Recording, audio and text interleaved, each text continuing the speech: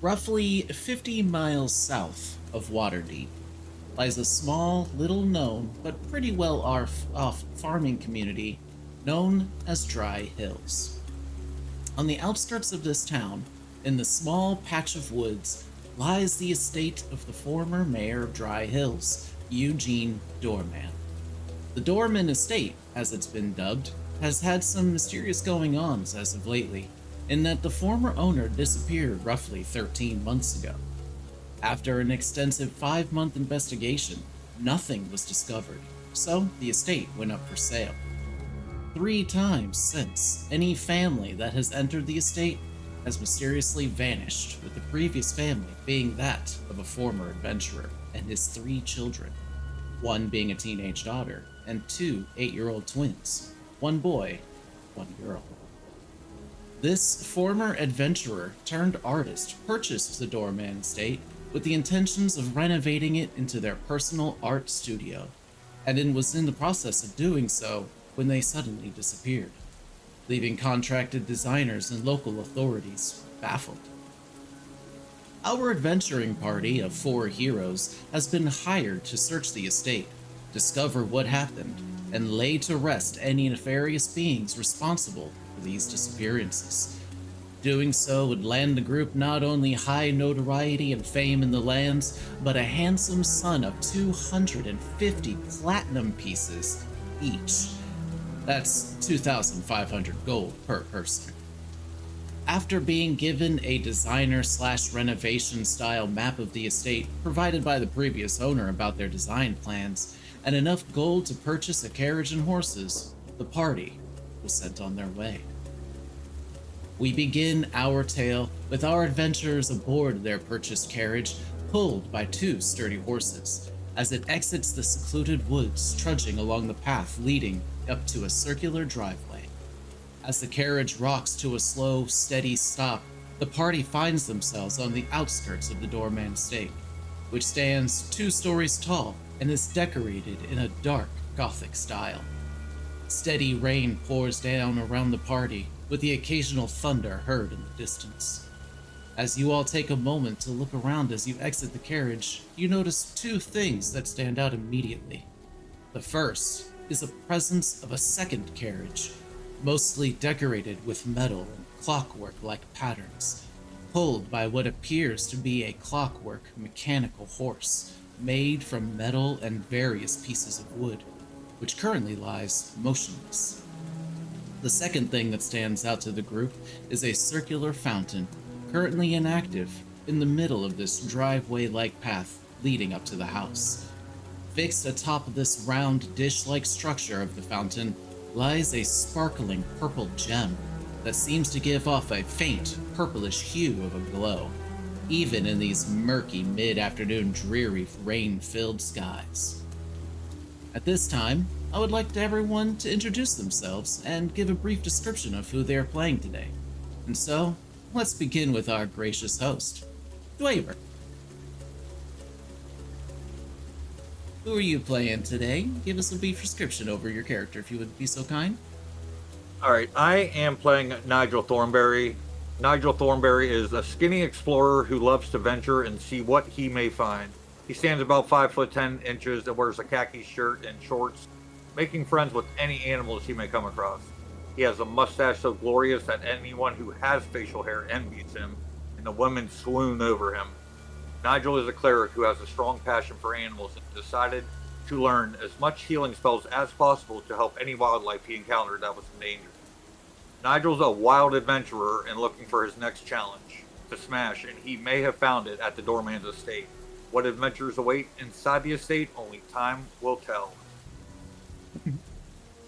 Oh, what may lie indeed. Who would like to step up next and introduce their character for the group?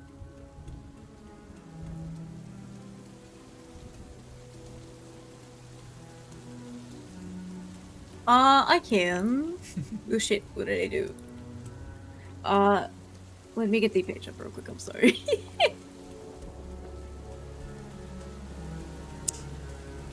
So, my character is a tiefling called Merva. because of her skin and whatnot, and she doesn't want people to find out who or what she is, because often she does things that may or may not be legal. She often tries to come across as a elf instead, so she wears her hood to hide her horns from people. Um, she, as a kid, was. I'm sorry, I'm just. My pain is going 1,000 miles. But, she was kidnapped as a young child with her sister by a clan of assassins, I guess. And her sister tried to help her escape, but in the process, she ended up dying. So Mirva isn't very trusting in people and doesn't really care too much about what's right or wrong. She just wants to be able to live and honor the sacrifice her sister made. She's not necessarily like a grumpy or unfriendly character. She knows how to act around people. She's just not very forthcoming with her true thoughts. And living the life of a Yes. mercenary is definitely one way to help ensure you live a very safe and comfortable life, for sure. Prey, would you like to go up next for your character? I am playing Andre Grayson. Andre is a tall, blonde-haired, green-eyed half-elf paladin. Her parents died young, and she was taken in by a church orphanage, and she instantly took to their teaching and beliefs. She may not have blood relatives, but everybody in her church became her family. And as she's grown older, she sees herself as a protector of everybody. So she travels the world helping everybody she comes across in her travels, even small thieves who swipe her coin purse. That probably is how you and Mivra actually met up. She may have actually swiped a little bit of your coin and you're like, hey, how about that? Instead of that, how about we become friends instead? Love that. All right, Looney, would you like to describe your character for us? So, my character is Helen. She is a fighter. Helen likes to hit things. And perhaps because she got hit around the head quite a lot, she doesn't really have anything else to say about herself. She isn't like an aggressive person. She likes to fight.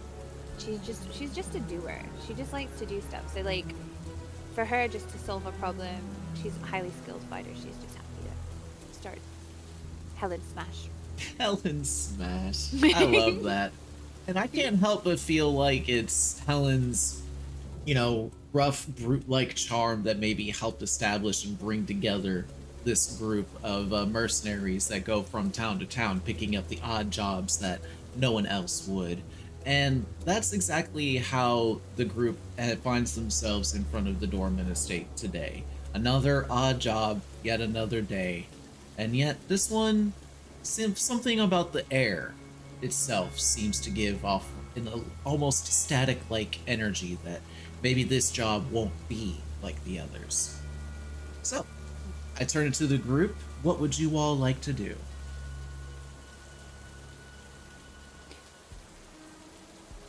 Probably try to enter the house through the front door. Okay. So would you like to, so you're going to have your character approach to the front of the house then? Yes. All right. Wait, do we have a photo somewhere? You are currently on the second floor. That is the second floor on the map. Looking over at your thing real quick. We want to go down the stairs. Thank you. There it is. Okay. So, Nigel decides to go ahead and hurriedly pushes past the fountain and the mechanical horse and carriage and goes right up to the front of the Doorman estate. Give me a quick perception check if you wouldn't mind, Weber. Or I should say Nigel. This is the map that the team was provided. It Okay, so is it's in the- basically the artist's creative design, or the former house owner's creative design of what they wanted their house to become. I got a 17. 17. Okay. As you approach, there is a slight glint of red. As you look over out of the corner of your eye, and you look over to your left, as you approach to the front door, you notice that there is a flower pot off to the side, and underneath the flowers, almost as if there's some sort of light that just so happened to catch some sort of reflective surface of some sort. You catch like a brief flash of red. One thing that you also notice too is the front door stands nice and tall. It's almost like a double door type thing, and a wide doormat stands or sits in the front of it with the black words written "Welcome" across it in common. But you're currently like up on the top step of the estate. And as he's doing this, what is the three of you? What would the three of you like to do? Are you following Nigel up to the front of the house, or is there something else you would like to do instead? Nigel, does it seem like there might be some fighting?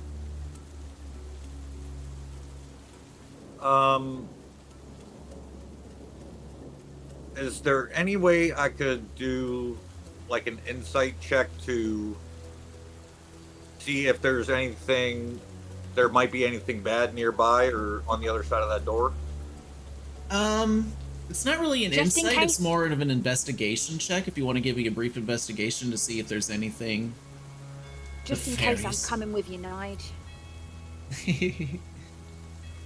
I got a 10. Everything seems on the up and up. Nothing seems to stand out. The doormat seems very welcoming.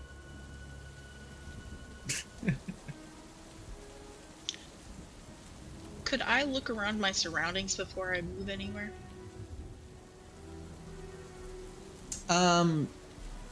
Yeah, go ahead and give me either a perception or investigation check if you'd like.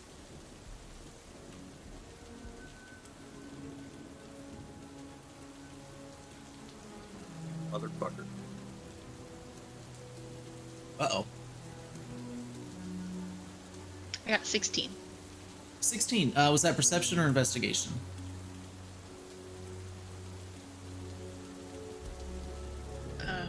Investigation. Okay. Taking a moment to look around, with that investigation, I will say that you feel that the gem that's on top of the fountain gives off a vibration that just feels off to you. Like it almost like the air around it is vibrating. Also the carriage, kind of, since these are the two things that kind of stand out to you the most in this area as being kind of odd and really standing out. So these are the things that you kind of take a moment to investigate. And you notice that the carriage itself, as you take a moment to kind of glance and look in, you notice slight wire, like almost invisible wire along the door handle of the carriage. And looking on the inside, you see what looks to be like a small metallic device that has a circular metallic coil on the top that's giving off slight bursts of electricity. Like every now and again, you just see it sparks off a little bit of bluish energy. These are definitely traps. One seems more magical, and this one seems more mechanical, clockwork created in a way, but these are trapped. Other than that, nothing else really stands out. The area leading up to where Nigel is seems to be okay. It's just these two things themselves seem to be pretty dangerous to you.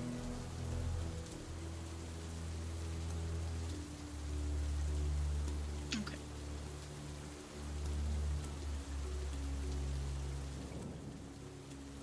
Hey, Minra, this carriage has a trap on it. And Nigel, you hear them saying this too. back at the back in the circular driveway, which that's only about roughly 10-15 feet away from where you guys are currently on the front porch. Okay. Do you see any traps anywhere else? No, I just see one on the carriage. Would you like me to mess with it? Maybe if I can not. get it open. I could always push you in it. No, I prefer if you didn't. Oosha.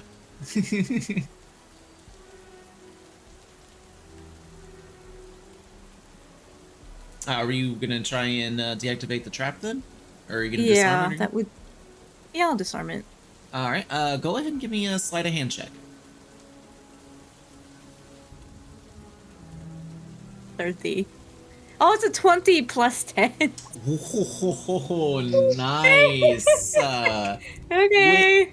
Almost easily, like you grab one end of the invisible like wire, seeing it like clearly with that check. You grab a hold of one end of the invisible wire and snip like closer to the handle so that way you don't relieve any of the pressure. You open up the door and you get into the device, and like almost like fluently with the same pair of scissors, you just find a couple of wires and snip them cleanly. There's double me on the screen. What the heck? You snip them cleanly, and the device just gives like off a sound of powering down. Inside the carriage, you actually find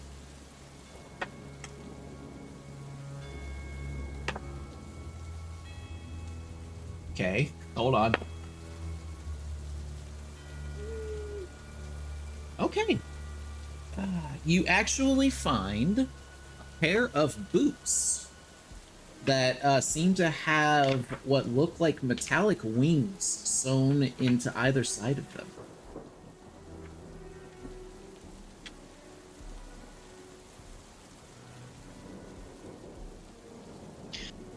What'd you find in there?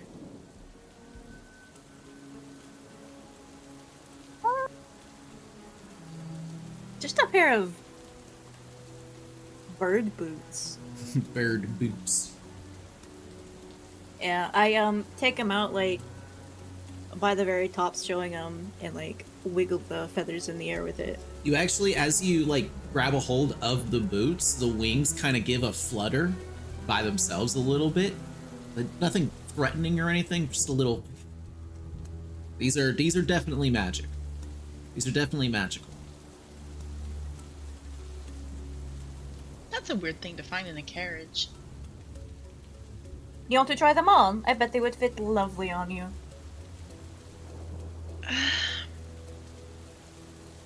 No, I don't want to try on strange boots. All right, going back up to the porch, Thwaber. Or, Yeah. excuse me, Nigel. So yeah, with that 10 investigation, I will say that, you know, nothing seems to stand out with the doorway or anything like that. But that flower pot, you notice the red glint was glass, and you, as you kind of glance over, you notice a half-buried red bottle kind of just sticking up out of the dirt of the flower pot. And I tried to take the bottle out of the dirt. Yeah, easily enough, it slides out, and taking a look at it, you actually give off a soft little huh, almost like a gasp of realization and relief as you pull what clearly appears to be a potion of healing out of the flower pot. So if you want to, you can go ahead and add a potion of healing to your inventory.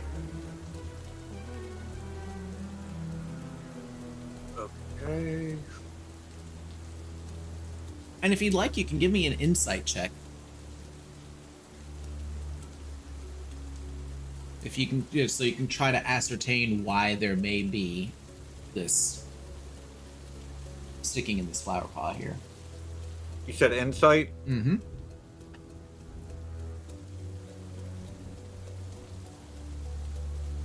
25. Easily enough. Yeah, so, thinking back on the history of this house, you know that the last person who owned this house, they did a lot of renovations and such, but they themselves were an adventurer.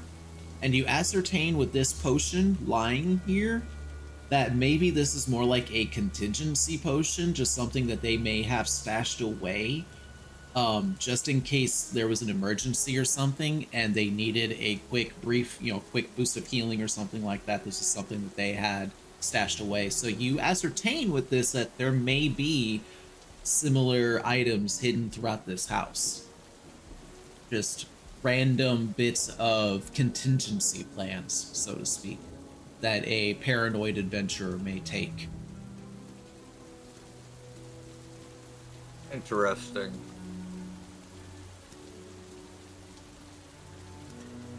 Helen, there's been a lot of standing around and people looking closely at things, and there hasn't been enough killing. Yes. Give me a just give me a wisdom saving throw. Wisdom saving. Me? I'm not the No, wisest. Helen. Okay.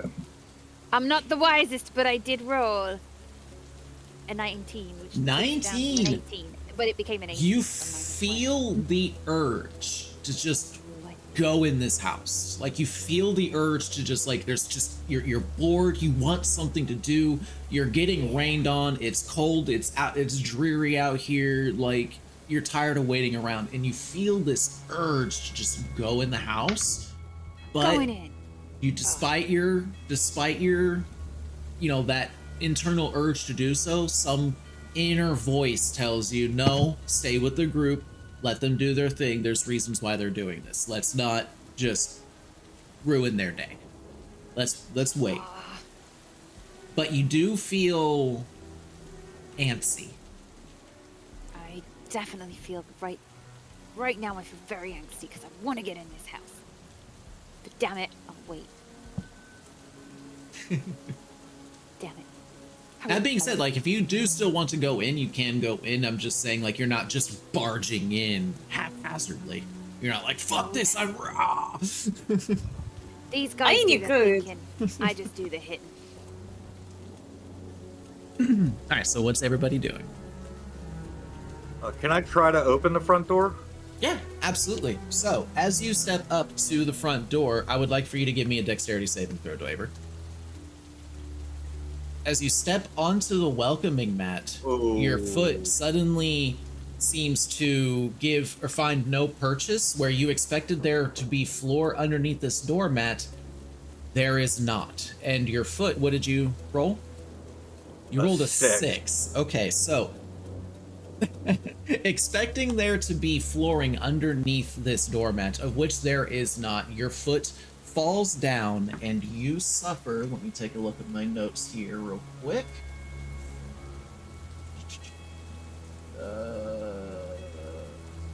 I didn't write the damage.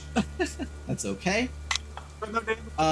You take 4 points of piercing damage as your foot suddenly stamps down onto spikes. And you look down, and now there's a couple of spikes that are sticking out the top of your foot.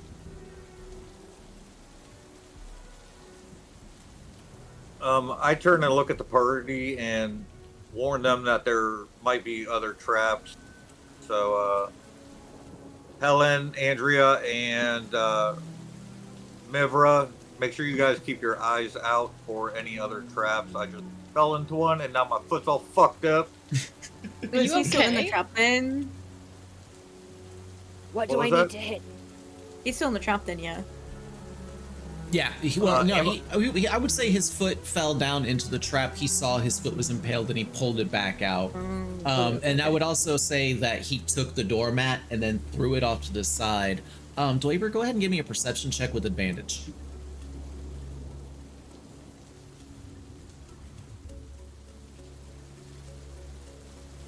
First one's a 14, the second one's a 22. Yeah, easily enough. Looking down at this trap that you just fell into, you notice that the wood itself, like, this isn't something that somebody would have had commissioned. Like the edges are broken, they're not cut. Like somebody came through with like crowbars or something and broke and smashed this whole thing in. Smashing. And on the bottom, you notice it's lined with boards with like nails that have been hammered through them, as well as like what looks to be a few caltrops that were just haphazardly tossed in for good measure. Okay. So this is all like intentionally put there, right? This is intentionally put, but it also looks fresh. Like this looks like this was made relatively recently. Like, if not today, within the last few days. Like the wood itself, the breaks are fresh. There's not a lot of like wood that is like the rain. Like this area, you have a little canopy over you, but there still would be water that would kind of run and you know soak into wood and such. And the edges of these don't appear to be that wet at all. So this is fresh. This is a freshly made trap, not something that you don't think that the previous owner of the house did this. Somebody else did this. I'm gonna let the whole party know. So, guys, this trap looks like it's fairly fresh and was put here recently. We may not be the only ones here, so be careful and keep an eye out for anyone else. Right, Nige. Got my eyes peeled. I'd like to walk up to like where Nigel is at to like look at what he's looking at. Like look at the trap and see what he has going on over there. Okay. Yeah, you see like with his really high perception roll and him kind of like pointing out that this is relatively fresh, you see the definitive signs as well that this is not only was this quickly made, it was also not it seemed to have been made with haste. Like somebody quickly broke up the boards to kind of expose an area underneath, and then they just put, you know, boards with nails down there and some caltrops.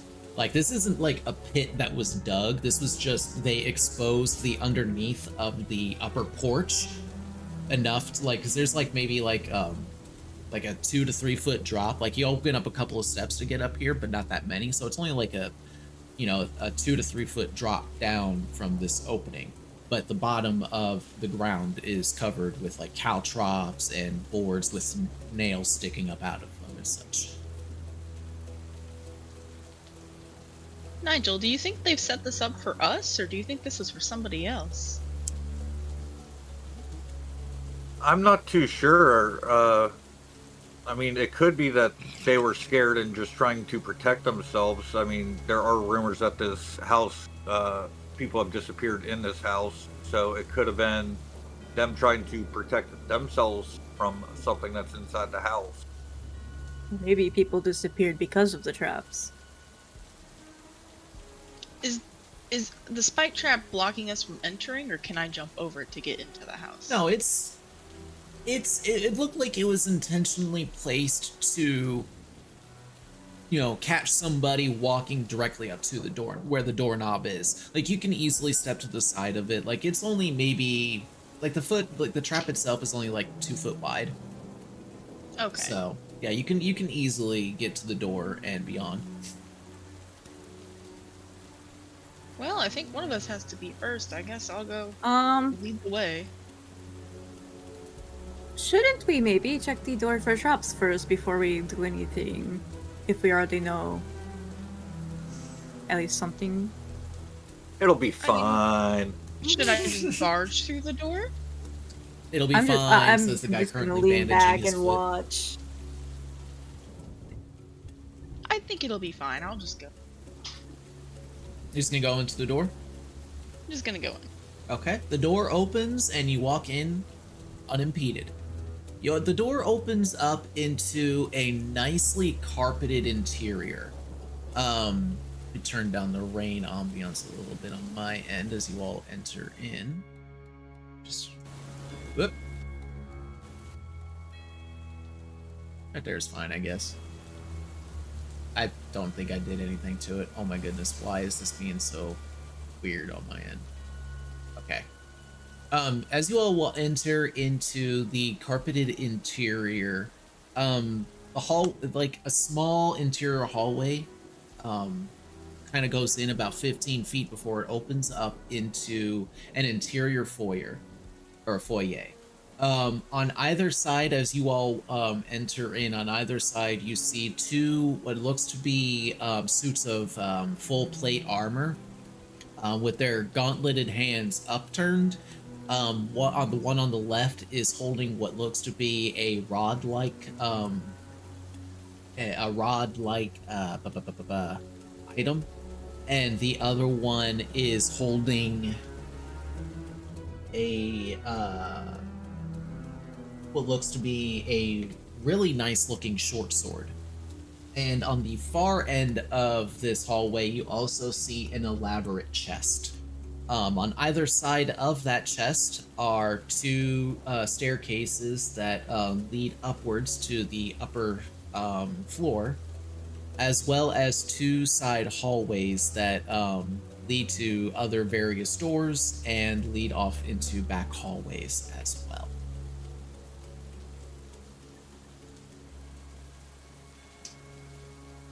So yeah, you all find yourselves in this first interior room. What would you like to do?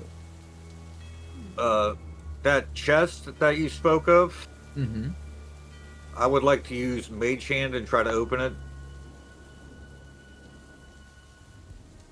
Okay. As you open it, let's see.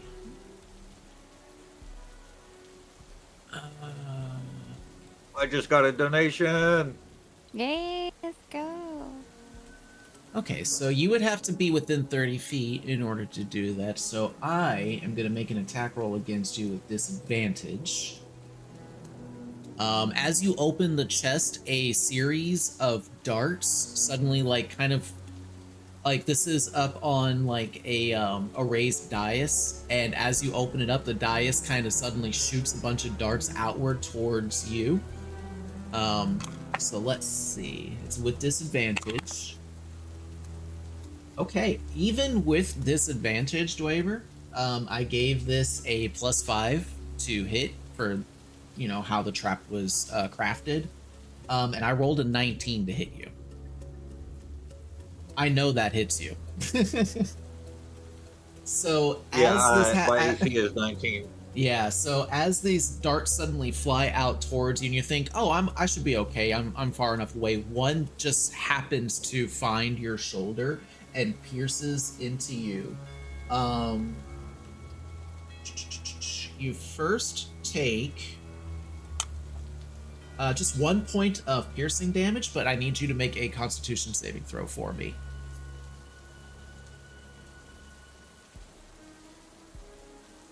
Also, what was that donation? 9. How much? It was $125. Oh, yes. 125? Damn. Was Correct. that from Cat Treats? It is, and thank you so much, Cat Treats, for that donation. I really So- heckin' appreciate it. Knowing Cat Treats, they spent this amount because they were wanting to bank some stuff.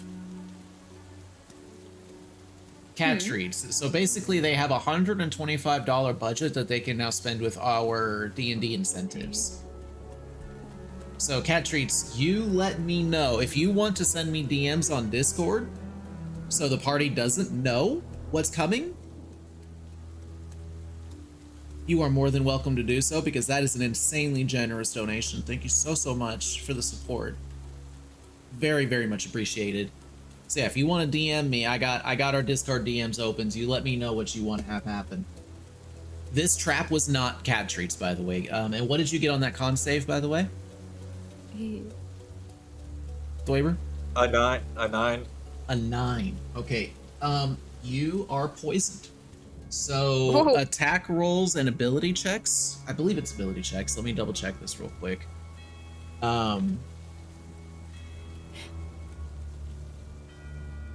Yeah, you have disadvantage on attack rolls and ability checks. Okay. Every so often, I will allow you to make another Constitution saving throw to rid yourself of the poison. However, as this poison takes over your system and you feel that very familiar, because this isn't the first time you've been poisoned, you feel that very woozy and delirious type effect. You feel like this, your heart suddenly beat like a really loud, and you feel like this pulse go through your body, and your only instinct is to think that's not good. If you continue to fail, this poison will get worse. I'm going to cast lesser restoration on myself. Your poisoned condition is restored. Clerics, man. I shit you not, on that disadvantage, on the first time I rolled my brand new Residuum D20, first roll was a 15, second roll was a 14. Gave myself disadvantage on that and still hit you. But hey, got 1 point of piercing damage on you. Yay! You did. So far, I'm the only one to take any kind of damage. Let's go. Nigel, are you okay? I'm doing great over here. I am just absolutely killing it. Who booby trapped their own house? I mean, to be fair, I would booby trap my own house. So whoever was here before us was really scared to have all these traps set in place. So they were definitely afraid of something. It's just a matter of whether it was someone outside the house or something inside the house. The chest is open, by the way. Can I look and see what's inside? Yeah, there is, let's see here. There is 930 pieces of gold. Or excuse me, no, I read that wrong. 390 pieces of gold pieces, or 390 gold pieces. Cool. And there is also a pair of daggers on the inside of them.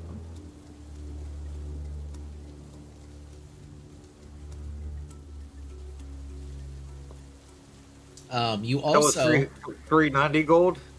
You also notice a small plaque on the inside of the chest that what languages do you speak?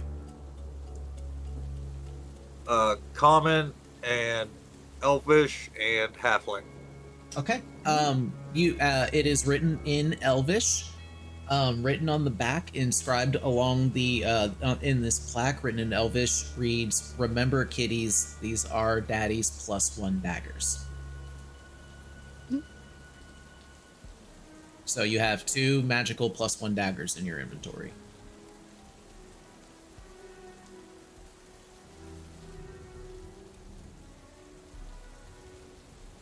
What's it called again? Dagger +1, or +1 dagger.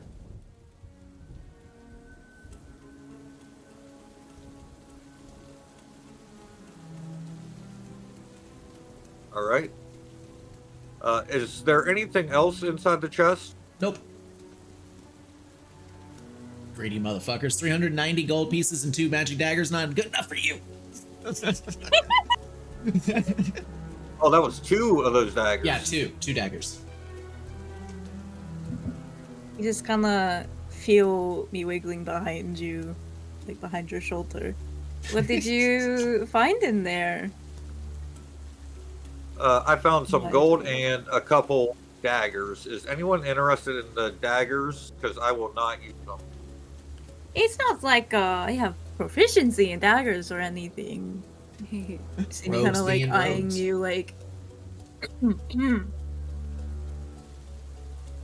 May I perchance take the daggers off your hands? I'm sure they're quite heavy. They are quite heavy. Mm-mm. I will give them to you. No problem. You know what? You can have my regular daggers too if you want to sell them for the cost. I'm not too worried about it. Like I said, I wasn't going to use these.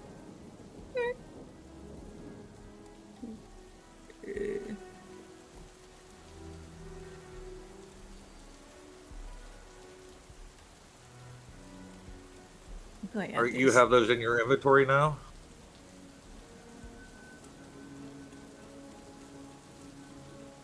Woo! Alrighty. Do I have to make? Do I have to do a custom item or no?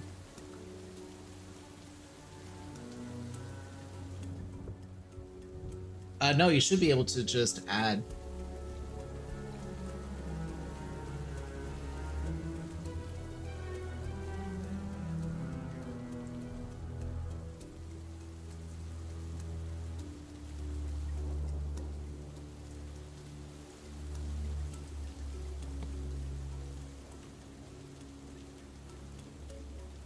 Oh, +1. There it is.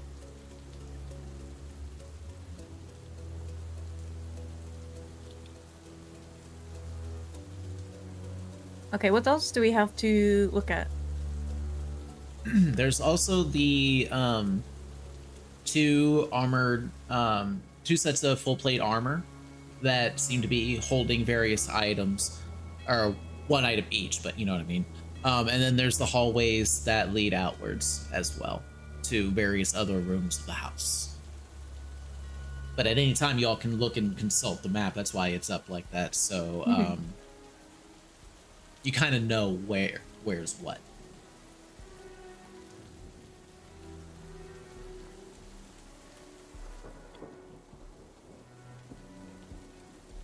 Um, Can I do like an investigation check to see if anything catches my eye in this room?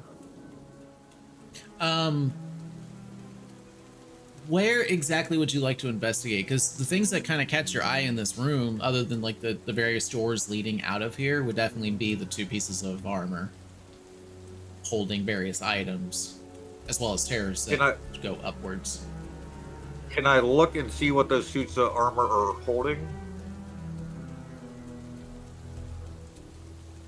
So yes, go ahead and give me investigation check.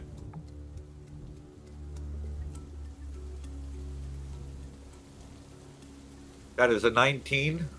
Oh yeah, so go ahead and give me, since you got really good roll on that, go ahead and give me an Arcana check with advantage. First one's 17. And the second one is 9. 17 is good enough. So in your adventures and in various like magic item stores and stuff, you have often seen this exact rod. So this is the left hand side statue that's holding a rod of some sort. You recognize this rod as an immovable rod. It is a magical device that has a button on it, and when you push that button, the rod cannot be moved by any means. It just will float in the air. The other side, the right hand statue, is holding a another magical weapon, and this one is a +1 longsword.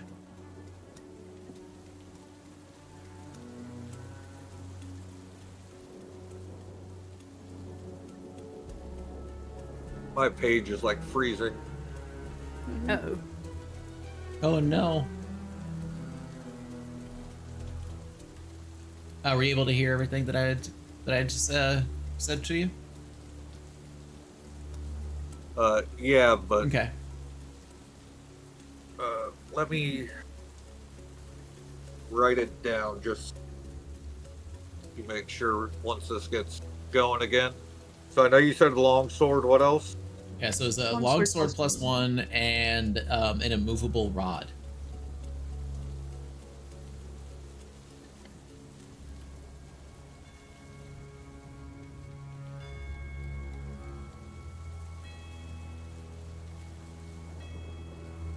But I will say, those were just you kind of like getting close and kind of looking at them. You weren't touching them in any way, so you're not certain if like the immovable rod may be activated at this point in time. Like it is just resting in the, you know, the suit of armor hands.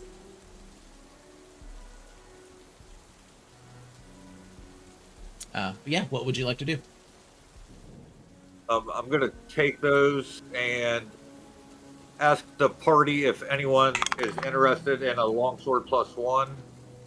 Oh shit. Hold on one moment. Can I ask, is a longsword One. is different to a greatsword, right? So as you go, so since you said longsword first, as you go to grab the longsword, the gauntleted hand suddenly closes around the hilt of the weapon, and it uses the weapon and takes a swing at you as the armor and as both suits of armor suddenly animate and attack the party. They get a surprise round on the party. Dweber, go ahead and change the ambience to number 1, please. Give me one moment, please. Whilst that happens, Helen lets out a roar of "Yes! Yes, finally! Five!" So this is actually gonna have a +1 to hit, so that's a 5. Another 19 to hit you, Dweber. This is with advantage though, because it is surprise. Okay, first one was still good. So you Maybe will on the be left. taking. So this is longsword +1, two-handed. So I need a 10. You mean the cemetery? Sorry, what was that? You mean the cemetery one? No. Low level. Okay.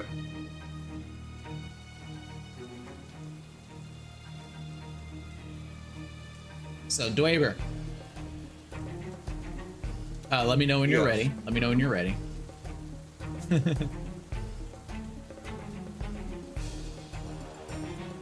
Alright, I should be good. Okay. You take 10 points of slashing damage. The fuck I do? As the armor suddenly animates and takes like a two-handed swipe at you with the longsword, and slashes right across your chest and clavicle. Oh, hey, look at that! It gets 2 attacks. Now the first one was it was the surprise attack that does not get advantage on the second. That's only a 10 to hit, so that's definitely gonna miss. So as you take that first bit of slashing damage, you're able to move back enough as the second slash comes down and you're able to move out of its way. The other set of armor, I'm going to roll a, let's see, we'll do this one. And to see who it's going to attack. Oh wait, actually we'll do this one. So Looney, I'm gonna roll a d6. 1, 2, it'll attack Looney. 3, 4 will attack Prey. 5, 6 will attack Drowsy. Sorry. All right, so that is going to be Andrea. What is your armor class? It's 18, correct? 17, I believe. 17. Okay, so let's see. It's gonna take 2 attacks against you. And this one is just like it's just clutching the immovable rod and using it as a makeshift weapon against you. So it's just gonna get a regular +4 to hit against you. I am so fucking sorry. I just rolled a natural 20. Yeah. Oh. I am Way. so sorry. So that's gonna be 2d6 against you. So we'll use these. 12 points of bludgeoning damage on the first attack. Second attack is an 18 on the die, so that is going to hit. So we are going to 15 points of bludgeoning damage altogether. They are rolling really, really good. Holy shit. How much total? 15 total. 15 total. Okay. All right, with that, that is the animated armor's surprise round. I would like everybody to go ahead and roll initiative, please. Let's go. God, where's 12. the button again? Okay. These are 18. Okay, give me 1 Big. second to put them on the list. All right, I'm sorry. Who said the 18? Me. Who's me? Mierva. Okay, 18. All right, Helen. Only a 6. Okay. Andrea, what'd you get? 8. And Nigel. Got a 12. All right. right, y'all honestly fit perfectly in this initiative order. Pretty good. All right. So at the top of the initiative order, we have Mivra. Mivra, what would you like to do against these animated armors? Where am I in relation to them? I would say you're probably still over by where the chest was at. You know, kind of admiring and equipping the daggers. And they are well, the chest is like in between the two stairs, like at the top and the middle. So like you're kind of like in between, like you see the two wooden, like where the chair and the table are, kind of like in the carpet in between that area. Okay. And they're just in those wooden squares right there. Like they're still standing in the same spot.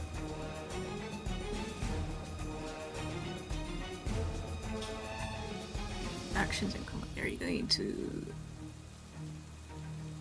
Should have a way to like hide myself though, or do I just shoot? I don't know. Well, their attention isn't on you. Yeah. Luckily. So I might go ahead, take my short bow, and aim it at the one to the left. And well, if you'd like, you could use a bonus action to hide first. Well, actually, they're also you don't have to. They're actually engaged. They're engaged with your allies, so you'll still get sneak attack damage against them. Okay, so I'm going to do the hit DC, which is another natural 20. What the fuck? What? Let's go. 20 plus 7. Nice. So I'm assuming that hits. Would that be a crit? Does that yes, that is a crit. So you will roll double the dice that you would for your damage normally. So that includes the sneak attack dice. So you'll take your weapon dice and your sneak attack dice and roll them twice. Add them together. Add them together, and then add your modifiers only once. So like your dexterity, only add that in once. I do not know the sneak attack is on here. I know I should have it. Yeah, level 6 rogue. Hold on. Oh, here it is. So roll the first one, then sneak attack. Yeah, so go ahead and roll like weapon damage twice and sneak attack twice.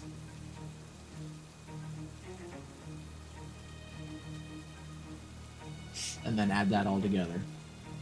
Okay, now I should be able to just review what I did. Yeah. Where's my list?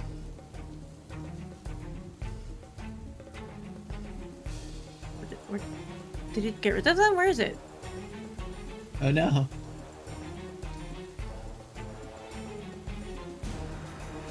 Hello? Okay, here we go. Is that the... I don't know why it was that way. Okay, so... Short bow was 11-6. And then sneak attack is 14-12. Okay, hold on. So you said 10 and 6? And then 11 and 6. 11 and 6 and 14 and 12. 14, I got 12. you here. Hold on. So that's 17. 6. 43 points of damage. Holy shit. That sounds So crazy. you take a moment and get into this like zen-like state and release this arrow that somehow pierces through the armor as if it was skin and somehow finds purchase on something on the inside of the armor. You see the armor suddenly seize up for a moment, and this bluish arcane energy, almost like a smoke-like vapor, escapes out from the animated armor, and the whole entire set of plate armor just collapses into a heap onto the ground, motionless. Literally one hit KO'd this motherfucker. Holy Hell shit. freaking yes. Now my question for you, is that going to be the one that had the long sword or the one that had the rod? Well, it was the left one, so... Oh, so the one on the left, that was going to be the one with the rod.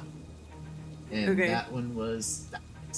One shot KO'd the one holding the immovable rod. Okay. You still have a bonus action and movement if you would like to do anything with those. Right in the so way. it actually doesn't show me Oh no, I have to scroll. I'm dumb. I actually don't see the hide. Oh wait, no. Okay, I'm gonna do the hide action then. Okay, go ahead and give me a stealth roll.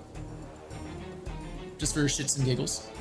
Like I guess if I'm hiding, I would try to. You know what? Honestly, with this Like, thing's cover passive this- perception, you don't even have to roll for it. You're hidden. You're fine.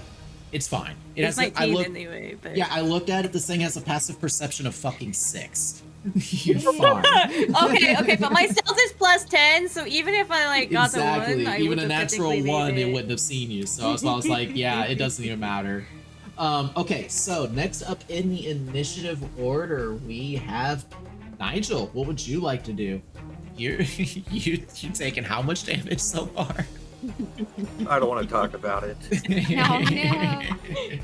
I'm going to use Channel Divinity, Preserve Life, and split the 30 HP I can restore between me and Andrea.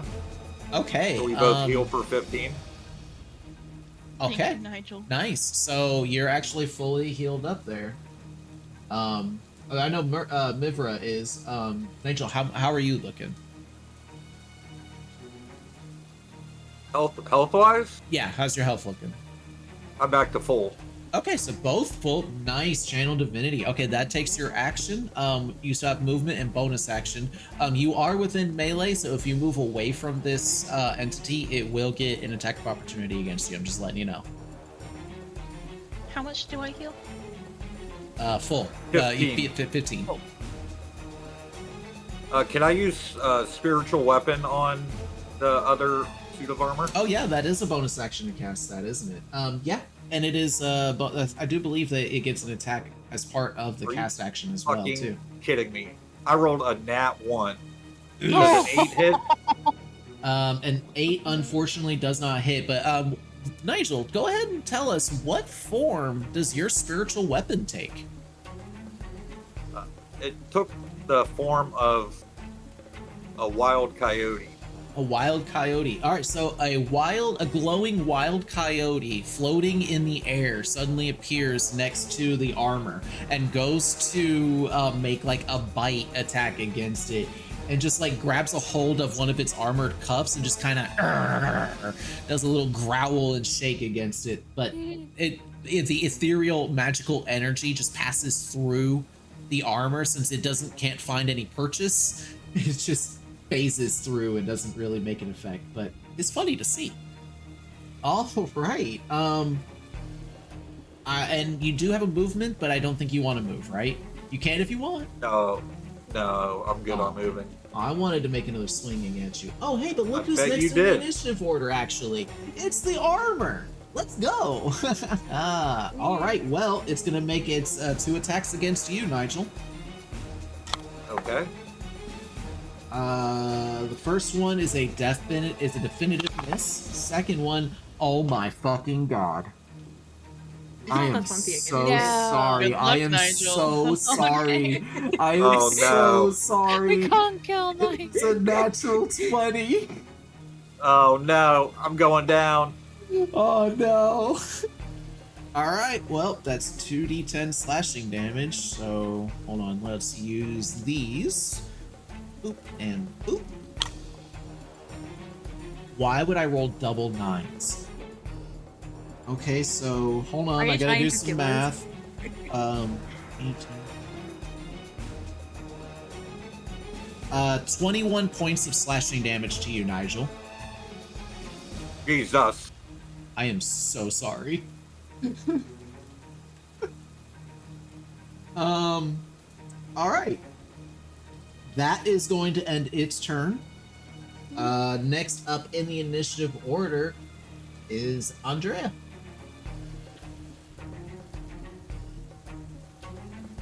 Am I next? Which Yes, one Andrea.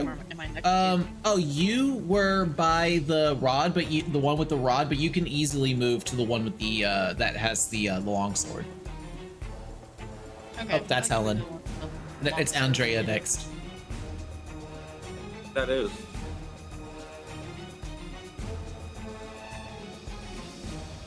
Wait. What? Wait, what's happening? It was Andrea. There you go. Yeah. There's Andrea. No, that's Helen. Wait, yeah, that one's Helen. The one with the Andrea's the elf. Out. yeah. Yeah. Oh, was I wrong? Why does it say Helen? No, it says Helen on the bottom, doesn't it? This is Hero. Oh, okay. Ah, Never yeah, mind. it's hidden yeah, I was Yeah. confused. All right, never mind. I just got a $55 donation. Holy, from Anonymous. It was anonymous. Yo, So I don't know how you want to play this, incentive-wise. I mean, it was 55, right? Yeah. All right, so that's 5. We could just trigger fight 5 times. I don't want to fight. I'm dying over here. All right, we'll do a long risk benefit at the end of this combat, and then I will bank the trap. Yeah. Okay. Trap. All right, so thank you to Anonymous for that. I really appreciate that. Yes, thank you so much for that. Andrea, Andrea, what would you like to do? I like to attack the longsword statue. All right, Armor. go ahead and give me an attack roll, please.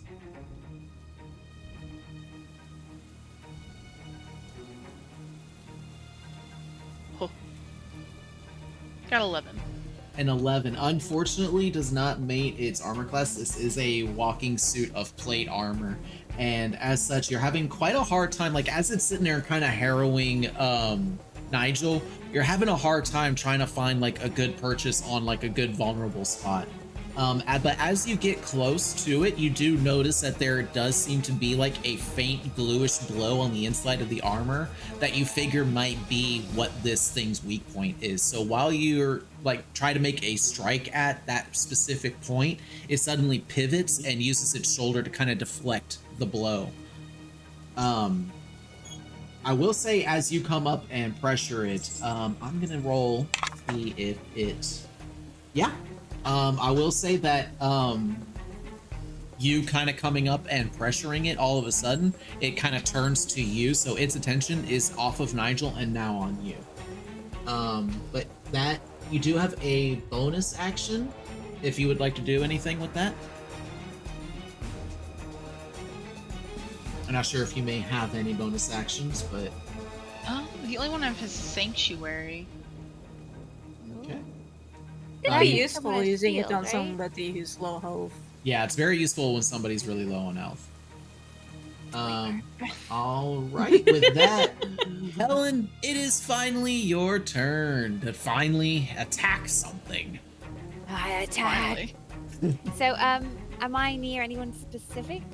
You can easily move up to the armor to attack it. Like it's Okay. not. This is not a big room.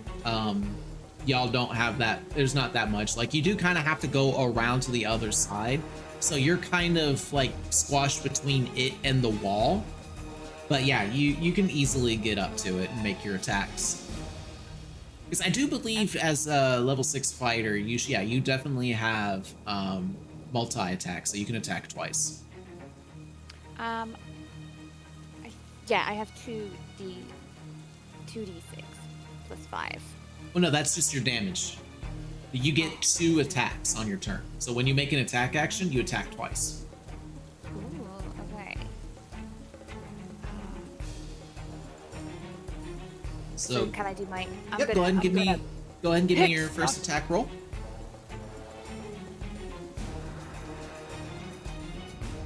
It was 10. Sorry to say a 10. Yeah. That unfortunately does not hit, but go ahead and make your second roll. I hate that Kieran's got there. Watch her miss, and I'm like, okay, my first Mhm. one missed. but Yep. but There's another. This is the natural my 20 right second here. one is a nat 20. Let's Actually, fucking is. go! It's a B. I got 28. Yo, Let's this is a big fucking freaking go. hit. Let's I'm not very fucking good go. with That's my left hand, but exactly- watch me swing with my So- right. You kind of, unbeknownst to Helen, somehow finds inspiration in the armor's attack and does exactly what the armor just did against Nigel. missed the first attack to give the armor a false sense of security, and then just BAM! Gives it right into that vulnerable spot, landing the crit. So go ahead and roll double. So you're gonna roll four. Yeah, it's automatically so it's swapped 4d6. 4d6 Yeah, 4d6 plus 5 damage. Let's freaking go.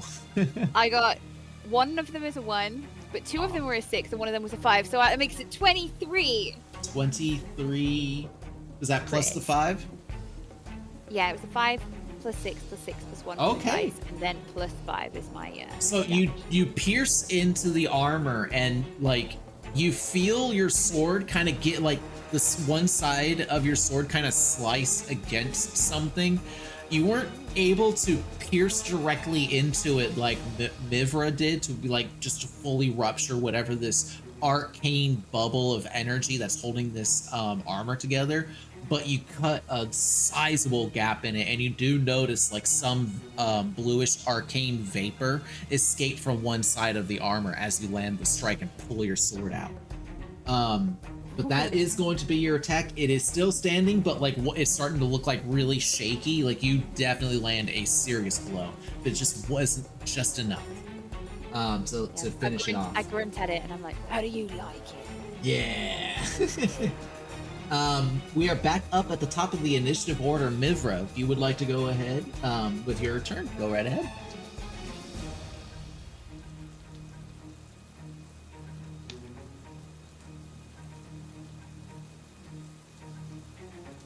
Drowsy, Hold on. it's your turn. Oh, You're back sorry. up I the was top of the. like, You are 1 perfectly second. fine.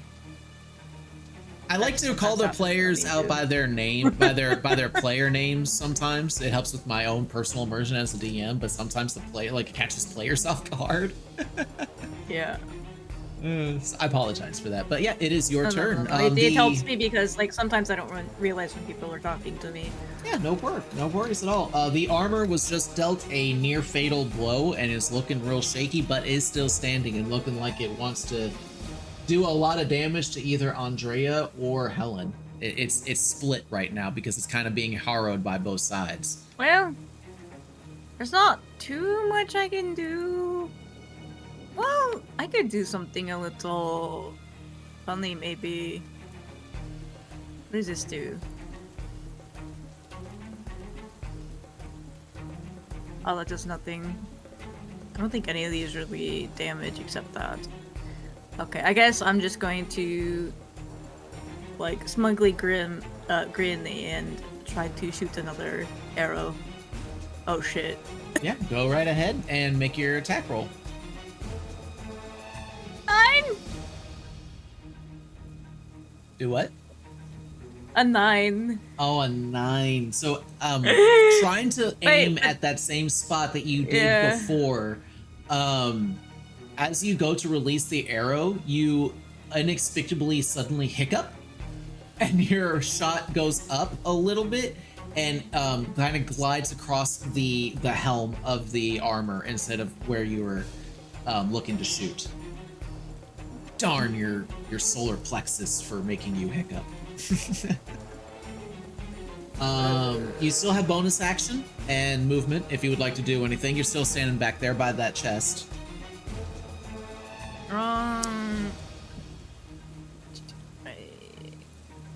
Well, I don't think that technically counts, does it? Okay, yeah, I guess it's my turn. All right. Next up, Nigel. All right, I am going.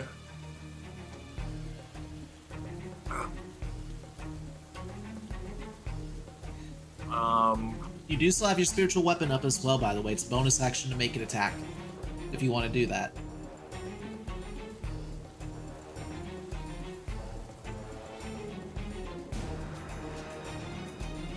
Yeah, I'm gonna. Can I channel divinity preserve life again, or is that a one and done kind of thing? I think you have multiple uses of channel divinity. Let me verify. No, it says one action. Give me a moment here. I think most spells have certain times you can use it before a long rest. It kind of depends on what type of spell they are. Like, if it's a cantation, you can, I believe, use it multiple times. Beginning But, at 6th level, you just gained the ability to be able to use it twice. Okay.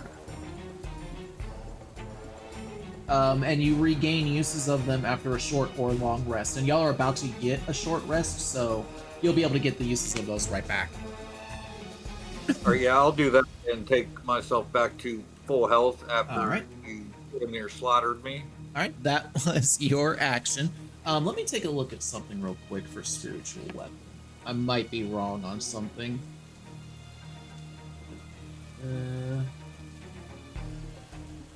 Yes, it takes Two your squares. bonus action to attack with your spiritual weapon.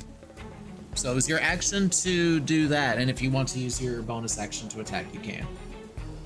Yes, I will do that. Okay, go ahead and give me a spell casting roll with your Does a 16 hit? 16. Unfortunately, does not hit. This thing has a pretty decent armor. It's plate. All right, I fall to the ground and start crying in failure. No. So yeah, your coyote, sensing that there is some sort of weakness inside the armor, tries to crawl in through like one of the holes in the side of the chest piece that's meant for the arm to go through. But the plate armor like just sees the critter going for that and grabs it and yanks it out of the out before it's able to make any damage against it. That is going to be your turn. It is the animated armor's turn again. So it is going to make an attack against either Andrea or Helen. Let's see who. It's going to be Helen. Helen, your armor class is 17, correct? Hang on a sec. It is 17, yes. That is a 19 on the die, so you definitely get hit. Oops. So you take 10 points of slashing damage. Wait, no, hold on. I'm wrong. 7. 7 points of slash. No, 8. God damn it. 8. 8 points of slashing damage. Is it? That's its 8 points first slashing. attack. Does slashing do anything different? No, it's just the damage type you take. Right. The second just hits. It rolled a 17 to hit you, so it gets another slash in on you. Not that great. 5 points of another 5 points of slashing to you, Looney. Okay. Very stinky. I growl at them. Yeah, this thing is Give 'em a doing cheeky wink. insane. Like this thing is doing insanely good. All get right, a with cheeky that, it is now Andrea's turn. All right. I'm Yes. Sorry. Alright, I'm gonna go hack at this thing with my longsword. All right, go ahead and give me attack rolls. 8. An 8? Give me An a 8. roll. Give me a roll with advantage.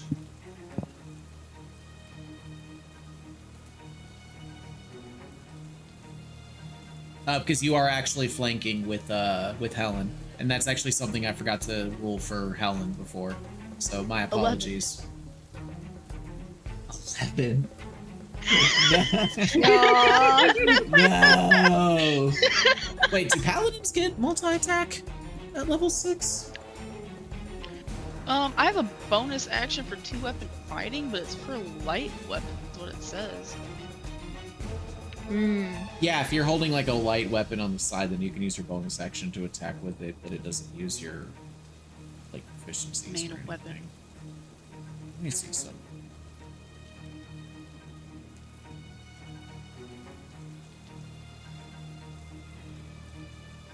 Yeah, you have 2 attacks. Yeah, you have an extra attack. Beginning at 5th level, you attack twice as well. So we have 2 members of the party that can attack on their turn. Oh, I twice. have 2 actions. I didn't even see that on. Yeah, you have 2 attacks. Well, I'm gonna go throw my sword at it again. Is it advantage or? Yes, it is. It is with advantage because you're flanking with Helen there. First one is 16. Unfortunately, just a little Second shy. one is 11. Damn. Damn. No. We're just All right, rolling I think I low. gotta jail the P dice. They're not lucky, right? It doesn't seem so. P dice are not helping. No P dice today. All right. Well, Alan, it's your turn again. You get to smash some more. Helen smash. Give me your 2 attack rolls, Helen. And also with advantage because you're flanking with Andrea. 15. Unfortunately. Oh, 23, sorry. Oh, 23 definitely hits. Go ahead and roll damage. Go. This is my left hand.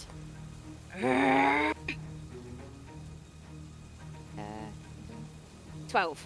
12 damage. That is enough. How do you want to destroy this armor? I want to stab him, and then I want to get my hand and rip off his head. Yeah, so you stab your great sword through the chest of this armor, get up real close and growl into its non-existent eyes and rip off the head. That's like the orc from helm. Lord of the Rings doing that. You know. All right, with that, Dweber, you can go ahead and we'll turn off the low-level combat music and let's turn on the cemetery music. Just to have a different bit of music going for now. I gotta pull that one up. I forgot to. Take your time, take your time. Also, everybody, because of magic unknown to you, maybe some sort of weird influence from this house, but you feel this sudden wave of ease and comfort and bliss just wash over you all as you all gain the benefits of a long rest. So go ahead and long rest it up for your characters. All the damage that you had just done washes away. And also, if anybody would like to give me an investigation check for the plate armor to see if maybe there was other things of interest other than the rod or longsword, which are easily recoverable, by the way. All right, go ahead and give me an investigation check. Intelligence. 13. 13. On one of the hands of the plate armor, like the gauntlets, you notice affixed to it a gold and ruby ring.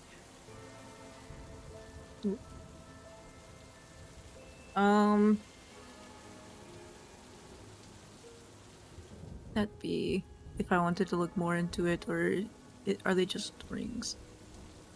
Oh, you're wanting to like see if it's like there's traps or if it's magic or anything. You can go and give me Arcana. Yeah, go ahead and give me an Arcana check.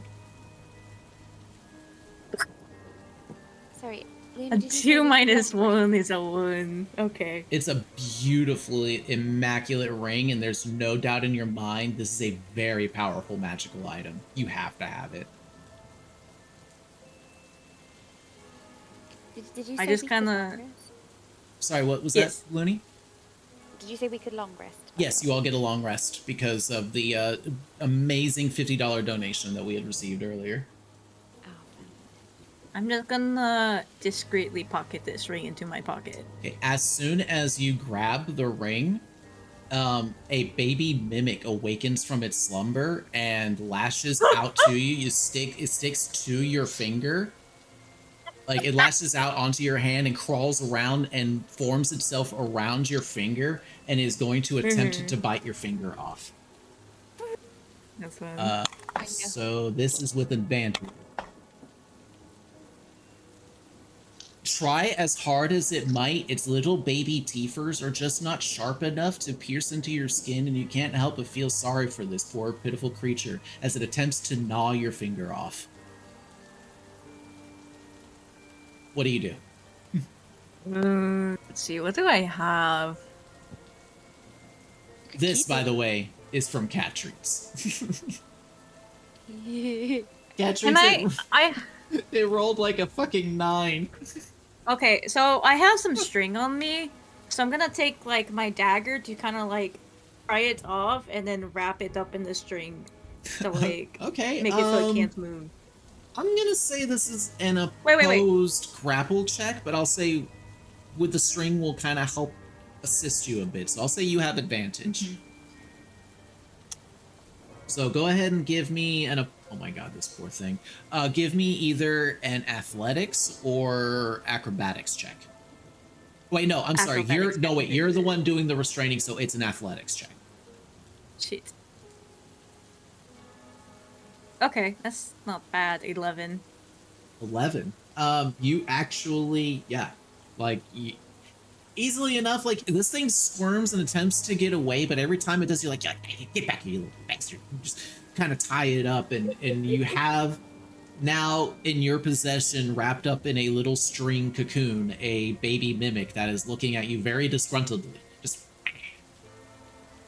Can I just like wear it as like a necklace? sure. Sure. Alright, I'm gonna do that. It's a little Alright. necklace. Oh, you wee little buggers talking. You wee little silly little. This thing, by the way, it rolled another 4. Well, it's rolled a 4 on the dice, and I'm giving it +5. I don't even know why. Dexterity, I guess, but oh my god. It's rolling for shit, cat treats. I'm sorry. Also, we had a $5 donation. Yeah, I was just about to say that. Epic just donated $5, which triggers trap will be triggered and damage or hinder the party's progress. Yes, indeed. So, as you all go to gather the loot from the from these warriors, actually, I'll say this, Helen. As you ripped the helm off of the other one and you're kind of currently holding it, you hear a slight ticking all of a sudden, and you look down and you see what looks to be a crudely made makeshift bomb that suddenly detonates, hitting you, Nigel, and Andrea, as you were the 3 that were together in that area. Mivra went and checked the other suit of armor, so you are out of that area. I need the 3 of you to give me dexterity saving throws. Oh my. Oh, my 13. dex is not as bad as my wisdom. Got 21. But my roll is pretty bad. I got 7. All right, so Nigel and Helen, you both receive 14 points of fire damage. Andrea, you succeeded, so you take half of that, so only 7.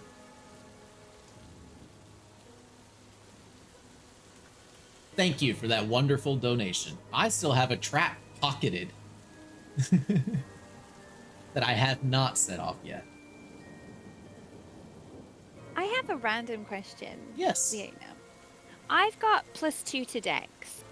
Mm-hmm. Yes, you would But when add. I'm looking at my stealth, it's got a little D on it and it says disadvantage, even though it's a +2. That is your armor that is imposing disadvantage because you are wearing splint armor, which is loud and clunky. Big hunk of metal. Interesting. Yeah, Cool. there's literally 3 people in this party that are wearing heavy armor and have disadvantage not on their very stealth. sneaky. No, y'all are not sneaking up on nothing. Clink, clink, clink. Drowsy's the only one sneaking here. Yeah, so if any It's my job. if any sneaky I need to scout ahead needs to happen, it's the rogue. What's up, EC, you nerd? All right, so I will say Fishy! you all get to add. You get to decide amongst yourselves who would like the immovable rod in their inventory and who would like to be the proud owner of a +1 longsword. Can I hit with any of these things? Well, you have a great sword, but a longsword is still something that you can use. A longsword is only it would be you using it two-handed. It would be 1d10 +1 slashing damage. So for you, it would be like if you hit with it and deal damage, it would be like +6 damage instead of the +5. But your current great sword is 2d6 +5 slashing damage. Which is better? It's up to you. Could I take the longsword? It would just be an upgrade to my current longsword. Yeah, my sword's great anyway. Yeah, absolutely. Could I investigate the? Would you say the immovable pole? What was it called? It's called an immovable rod. And yeah, I you have can no either idea give what that me is. an investigation or an Arcana check. I'll do investigation. Okay, go ahead. Another low roll. 12. 12. I will say, you did catch a little bit, like I will say that Nigel kind of mentioned earlier about, actually, no, I'll say this. Like, you had been to, like, the same magic shops as Nigel, and you've seen this item before, and you recall that this is a magical item that is kind of like a device. It has a button on it, and when you push the button, the immovable rod will just lock in place in the air wherever it is that you push the button and it was at. It can hold a lot of weight, and it will just stay in place until the button is pushed again, thus unlocking it from that place in existence.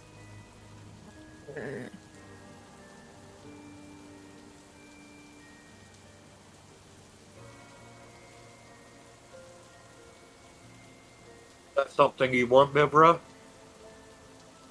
I don't know if it's really a weapon, but I'm No, sure it's we not. should. It's not really a weapon. The Yeah, that's what statue I was was kind of thinking. using it as an improvised weapon, but its damage that it was doing were just the basic slam damage of the Yeah. creature itself. I mean, Have you if got you like take a bonus into- action to throw? You could like have a bonus action to throw it at someone. Well, the throwing it, like, you wouldn't be able to push the button and throw it because wherever you push the button, it locks in place and takes over 1,000 pounds of pressure to move it. Oh. I would say since we already know there's traps, if we find a trap we need to go around, it could potentially be useful.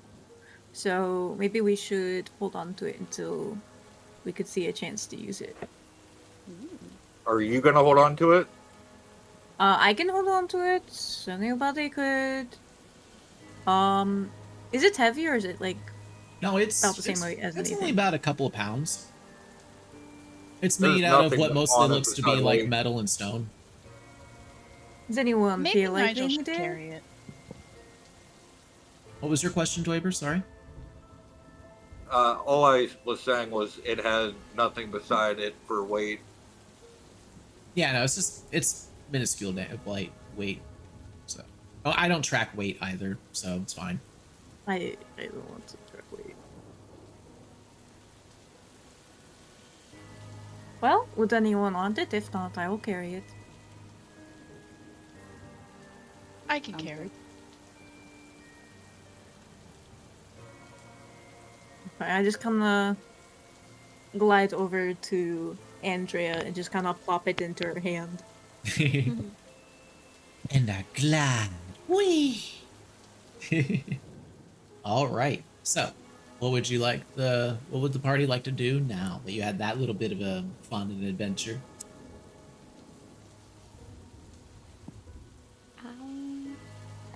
So we're Can here I to go- look for. I was just gonna ask if I could go into a different room, Yeah, the absolutely. one on the bottom right. The one with like the purple rug and the couch and such. Yes.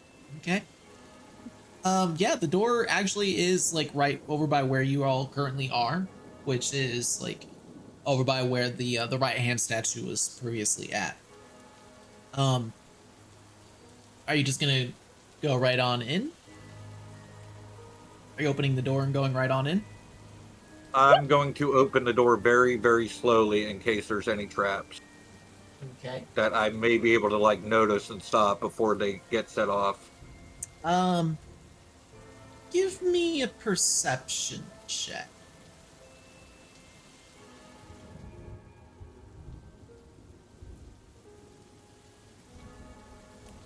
$19. 19. As you slowly open the door, your eyes like kind of scanning like quickly and vividly, you're pretty certain there's no threats for the door, so you push the door open. Nothing happens. The door opens and reveals what appears to be like a sitting room or a discussion type room. An elaborate purple rug sits directly in front of the doorway, with it on top, like a table, a couple of chairs, and a long bench-like couch. On the far end, unlit, but with wood stacked in it, you see an elaborate fireplace with what appears to be some sort of elaborate ceramic depictions crawling up it of various figures that appear to be twisted and um, kind of fiendish like they have horns and pointed teeth and jagged features that twist and snarl in various different shapes. It's quite the taste. um, Other than that, you see what appears to be a small bookshelf adorned with various books of literature and a window that seems to be facing out to the front.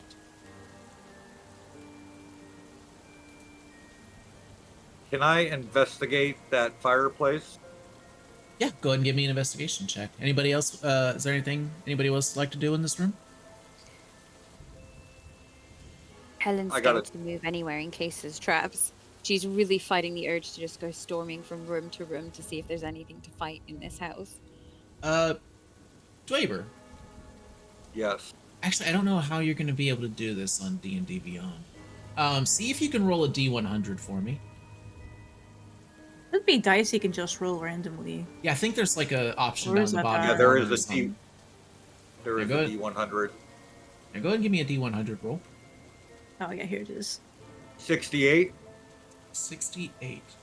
So as you cross over to the other side of the room to investigate the fireplace, your foot, like, you don't think anything of it, and you walk on the rug. As soon as your foot touches the rug suddenly whips out from underneath the furniture and furls itself around you, giving a smothering attack. I would like everybody to roll for initiative, please. Why is it always my feet? It's always yours. Ooh, what is this roll?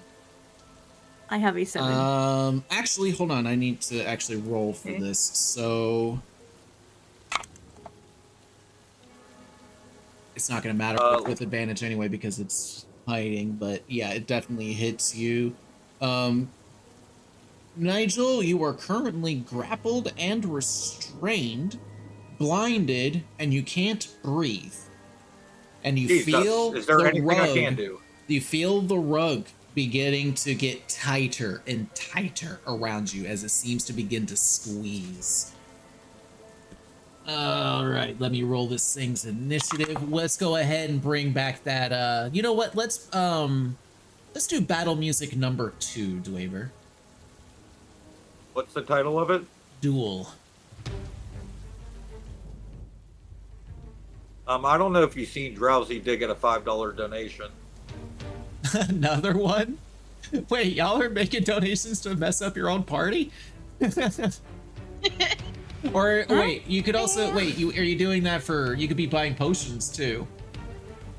No, like I got the No. donation. Oh, they got a donation. Okay, so would the Yeah. person who donated, would they like to activate It's a Trap, or are they buying y'all some potions? Got a lot of traps. Please be You're posted. anonymous, so I'm not sure if they're going to say anything. Oh, it was anonymous. You know what? I'll be nice and let y'all get some potions. All right, but we'll deal with that after the combat. Those don't appear until after the combat. We'll say they're in this room. All right, so let's see. This thing rolled real shit on its initiative. Does it get a bonus? This could be Where a is it? song. All right, so yeah. Helen, what did you get on your initiative?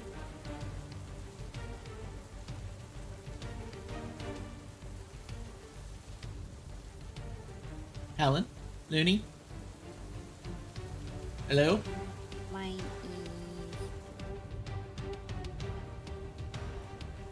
Can't is... hear you, Looney. my... Wait, you can't hear me at all?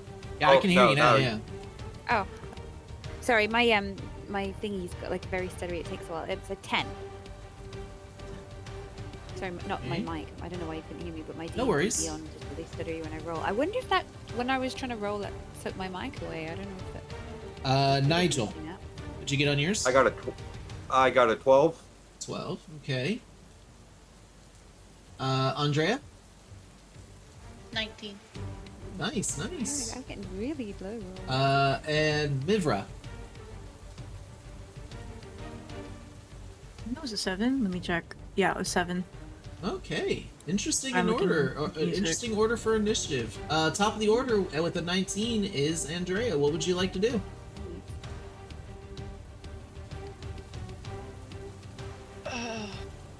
How do you attack the road?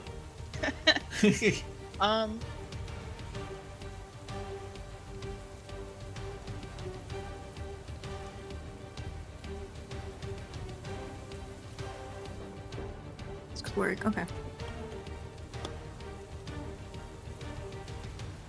Am I next to Dweber in the rug, or am I like? Yeah, I will say y'all are in the room. Again, these are very small areas, so getting into like melee with these entities is not going to be a struggle. Okay. Like if y'all Can just I want to be grapple up the on rug it, you can just say try to right get up on- Dweber out. Ooh, you know what? Sure, go ahead. We'll do an opposed grapple check. We'll say you try to grapple the rug to try and like open it, but it will try and squirm and squiggle out of your grasp. So we'll do an opposed grapple check. You go ahead and give me an athletics check. It's going to also do an athletics. It's going to try and use its strength more dexterity here. So, what'd you get? I got a 14. 14. Well, I got a 10. So what we're going to do here is, Dweber, when it becomes your turn, which is next, you will, not only will you have advantage on your escape check, but you will not receive the bludgeoning damage that you would have taken at the start of your turn from this rug, because currently that you feel that rug start to like strain and squeeze on you, but suddenly for some reason you feel it starting to loosen. And you can't feel like some of your blood rushing back to like your legs and your arms and such, because like the circulation was getting cut. Which is actually, your turn is up next. If you would like to, you can try and escape. You can also make attacks against the rug while inside of it, but those will be at disadvantage because you are still technically grappled and restrained, but you can escape. And because of Andrea helping, you get advantage on the escape check. Yeah, I would like to try to escape. So what would that be? Go ahead and give me either a either a strength or dexterity saving throw. I'll give you a dexterity. Okay, go ahead. So that's an advantage. Yes. First one's a 10 and the second one's a 13. 13 was the DC that you needed to hit, so thank goodness for that. It takes you a little bit, but you're like, okay, maybe I go under, or maybe you try to find some fold to push through, but then you look up and there's like a hole directly at the top. You're like, fuck it, and you start climbing up out of the top of it and kind of plop down onto the ground right next to it. That is your action though, but you do still have a bonus action in your movement if you would like to do anything.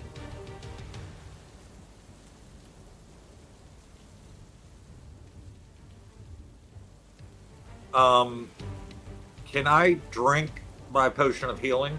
Yeah, absolutely. Drinking a potion is a bonus action. Administering it to somebody else in my world is an action. All right, So you that's drinking 2d4 it is plus 2. Yeah, 2d4 plus 2. All right, you go ahead Yep. and roll for that. We will go ahead and push on with the initiative order. Next up is Helen. Helen, the Nigel is free from the rug and is currently being grappled by Andrea. Your attacks against it will have advantage. So if you would like to, go ahead and unleash 2 attacks with advantage against the rug. Oh, absolutely. I'm after this rug. Can I just say, Dwayne, it was you before that got eaten by a rug, wasn't it? Really? In I mean, our I fell D&D through on the campaign. front porch. No, I don't think so. There was one in Did I? Strahd Castle. I'm pretty sure it was you, Dwayne, because I feel like you were the like innocent person, not causing chaos. Was that when you were trapped and I tried to come down and save you? Not long afterwards, like I think we were like, all right, let's not piss off Strahd now. We'll go to bed, and then then that's when Boop and Hako started like trying to steal out of the vault, and He's then going I to was the on my way to the session vault, and notes. then you followed me, and then you got eaten by the carpet. Oh my goodness. I'm sure it was you. It was either you or Steve. I'm sure it was you though. That's hilarious, though. I just Fuck think rugs it's in funny general. that this needs to happen in every campaign. He just steps on a rug and gets smashed. I will attack. Sorry, I've got a 27. 27 definitely hits. Go ahead and make your second attack. We'll just roll the damage together. Was this not my first attack? Yeah, you get 2 attacks here. Make you with advantage. Oh, hang on. Sorry. Okay, I messed up there. I was rolling the other thing. Oh my gosh, that's another 19. So another 27. Yeah, those both definitely hit. So go ahead and roll your damage twice and add them Okay, roll up. my damage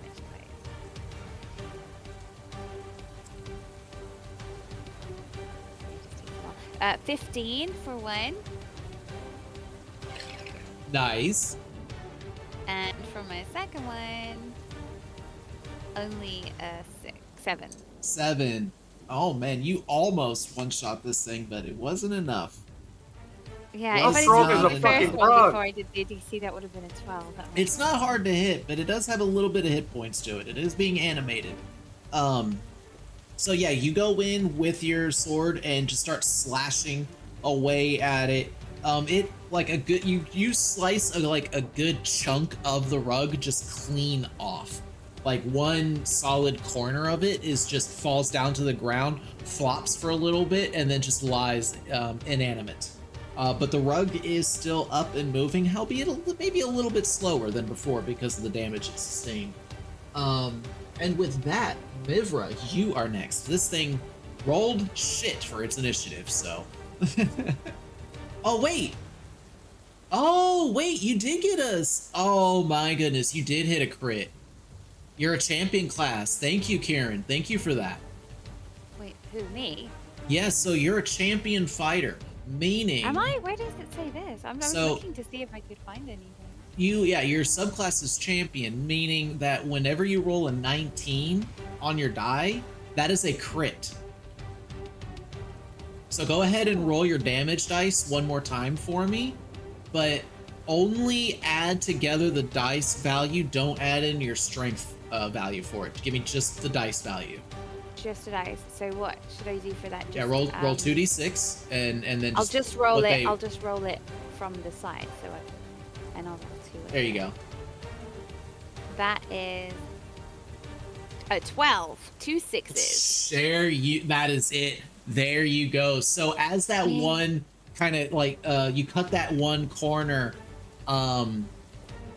and the rug kind of goes to move a bit, but you kind of like stand up and grin, and almost like in an anime type style, you sheath the greatsword on your back, and when you do, another third cut that nobody saw you do suddenly slices up the middle of the rug, and it falls into 2 pieces on the ground, completely inanimate. I am Destroyed. Miyabi. I love it. And with that, Dweber, you can go ahead and end the duel music, and we'll go back to cemetery. Ooh. Thank you, Kieran. Is there I any didn't way even I know can where get, it like- says I'm a champion. Yes, but it thank you does for have that, it in Karen. my- I appreciate that. It does have it in my class things. Like, yeah, I crit on a 19 and a 20, but I don't see where it tells me I'm a champion. It's just a part of Is there your any way I can fighter get like class. 5 minutes? Yeah, we can go ahead and take a 5-minute break. Absolutely. All right, I will be right back. Alright, I'm gonna turn the stream on so I can hear the cemetery music. Oh, I like my character. She does Helen Smash. Yeah, that was really cool. Yeah, great swords are amazing. It's the go-to for a lot of things. It's honestly like the main reason why the D12 is like one of the least used dice in D&D is because like the weapon that uses it is easily outclassed by another weapon with the 2d6. Like the difference between a 1d12 and a 2d6 is you have a higher minimum damage by just like 1 point. So like with a 1d12, you can still roll a 1, but the lowest that you can possibly roll with a 2d6 is 2. So that's why people usually take the 2d6 version more. I would never have thought of that. I probably would take the 12, like, because I just like think it's simpler in my head. But yeah, like the chances are that you could roll once and you could get a bad roll and it'd be a 1. Whereas if you roll a 2d6, you might have a bad roll on one of the dice, but your other dice might be higher. Yep. So yeah, I never thought of that. Yeah, plus like the 1d12 is much like how like the d20 is, where every single number has the same possibility of coming up, whereas rolling 2 dice has what's known as a bell curve average, meaning that you have a higher chance of rolling numbers in the middle more than you do like high or low.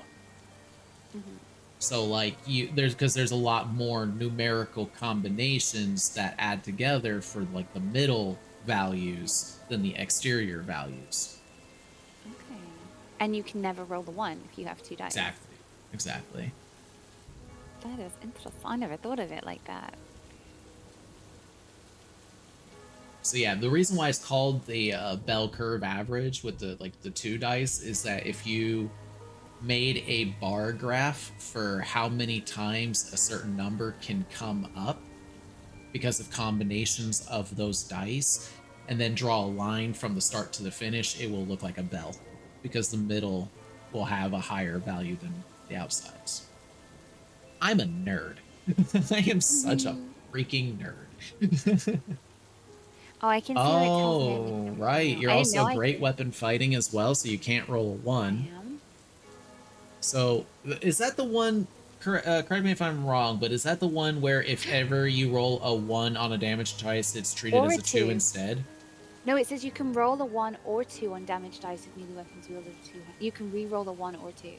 Oh, you can re-roll them. Okay, interesting. Oh, Yeah. I have rolled some 1s and 2s, so that's good to know. Yeah, keep that in mind. But that's just the damage dice, that's not the hit point Yeah, dice. just the damage dice, not the one to hit. Okay.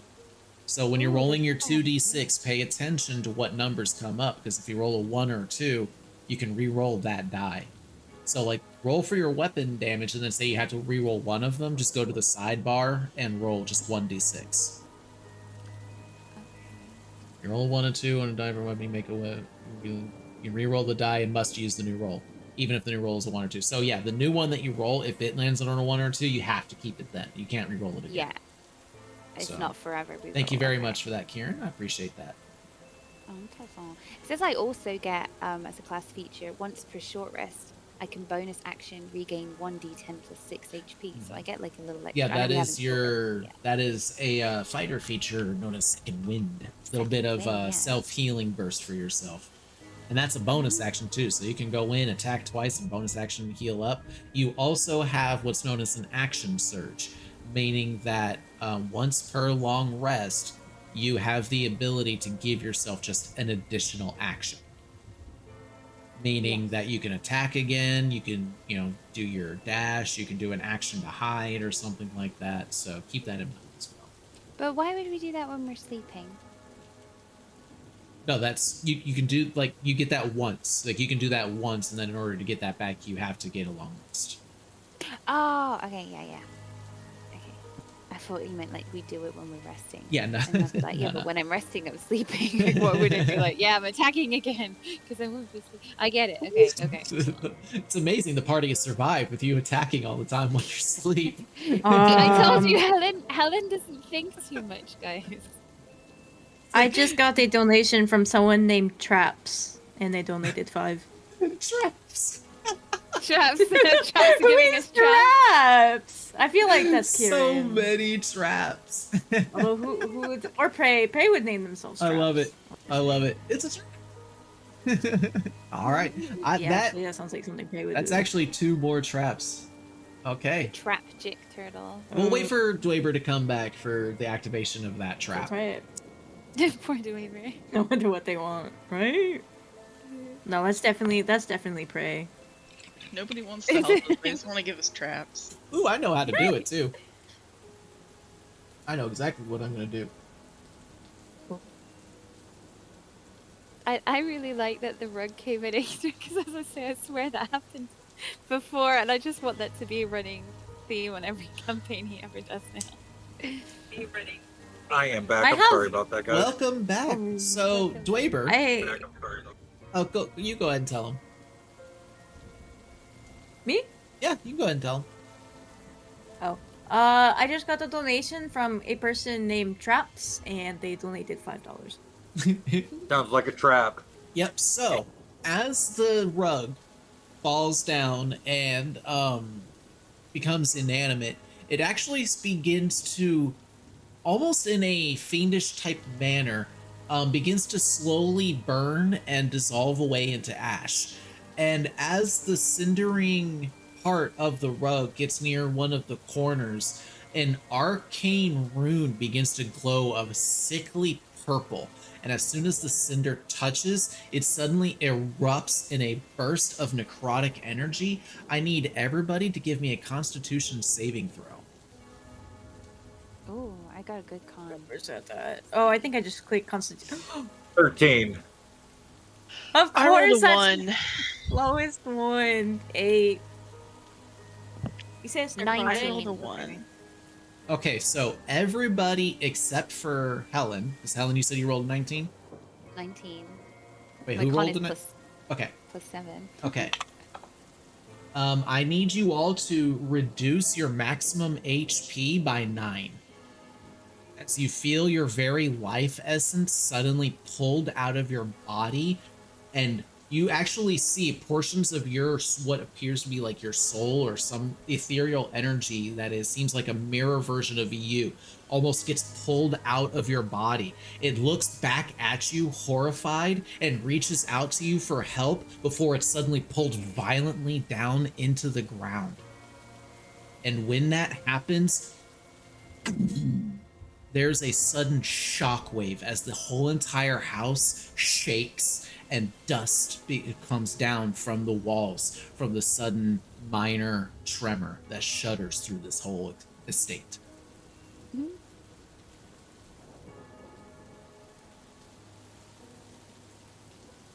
Sorry, I'm laughing because I guess I didn't get hit, so I'm just like, ah. Yep, that's the And then I moment it's realized like- all my friends got hit, and then I'm like, oh. Yeah, and then you saw what happened, and you're like, oh, oh, oh no. Oh no. Do we take damage by that too? No, it's just your maximum HP value is reduced by 9.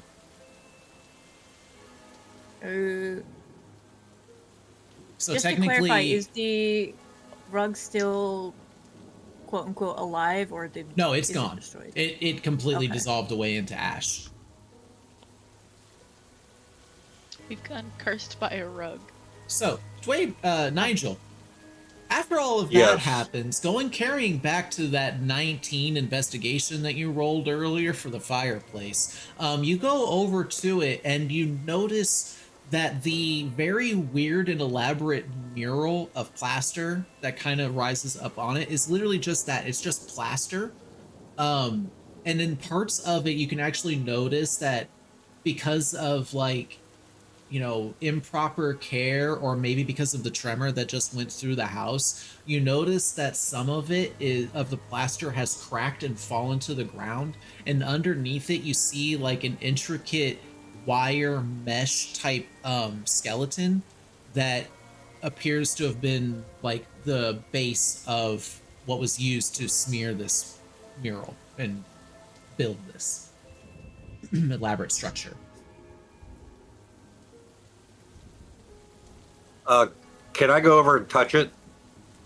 As you touch it, you die immediately. Now it's just as you touch it, the plaster is very thin, and because of like the wire mesh underneath it, like your finger kind of cracks through it.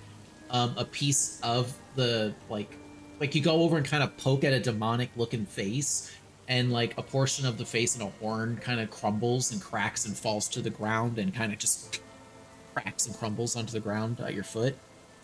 Dealing 1 bludgeoning damage to you. I'm just kidding. But yeah, your finger just kind of passes on through and seems relatively harmless.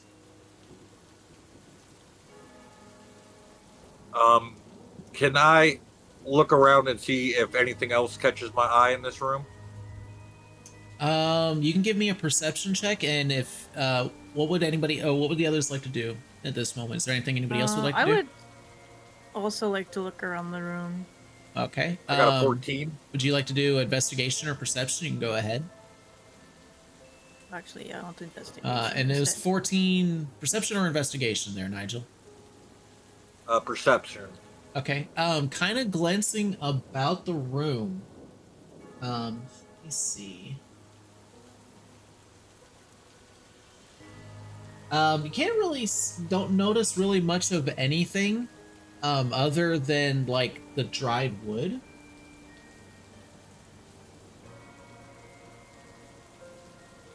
Like the dry wood I fell through on the fucking front porch. Sorry, what was that? I was reading something. Like the dry wood I fell through on the fucking porch.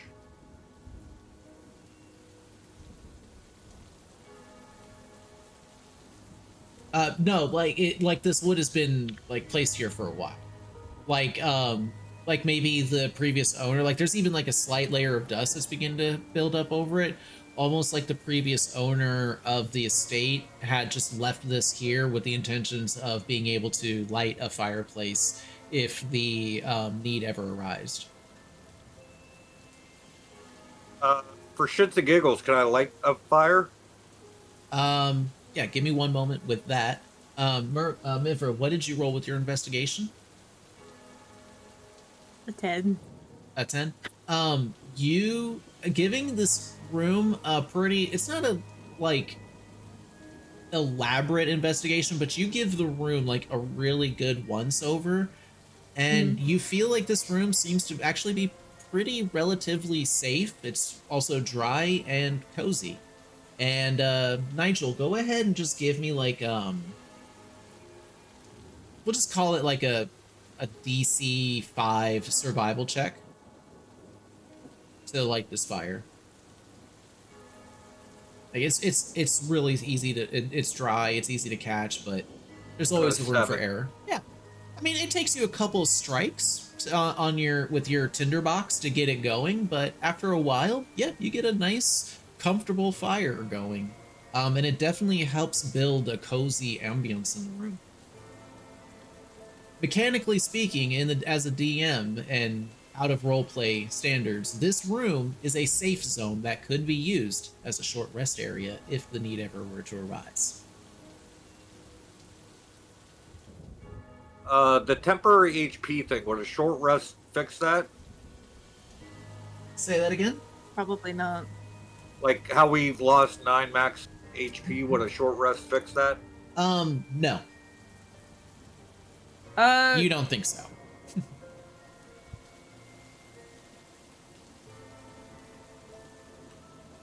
What was that? Since it's affecting our health, I wonder, like, since Dwayne is our cleric, would my Mirva ask, like, Dwayne, hey, can you check me out? Like, can you see what's wrong with me or something like that? I feel like would be something that would my character would do.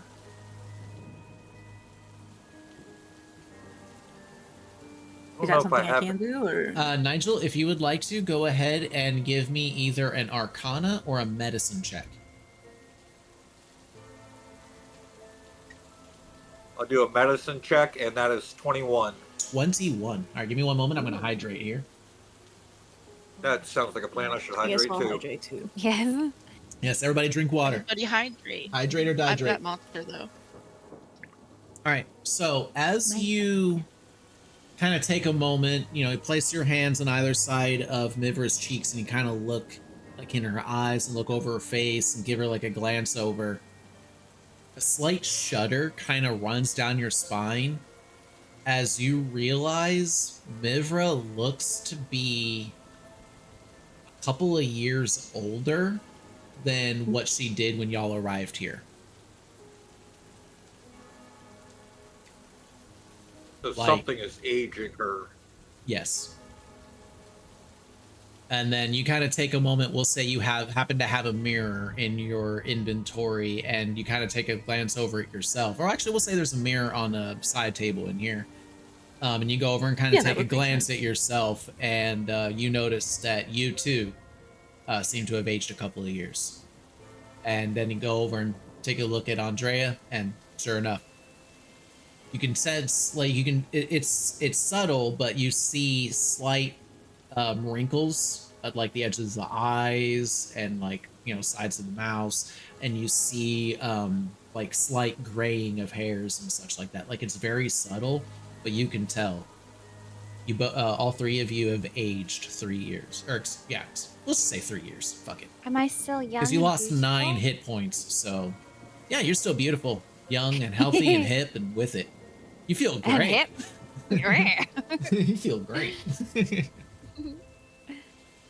Would This remove affect my curse. mimic. Ooh, actually, I didn't think about that, Drowsy. Let me make a Constitution saving throw for the mimic. It rolled a 4. It has not rolled anything above a 4. What is going on with this baby Poor mimic? little guy. That is no longer a baby.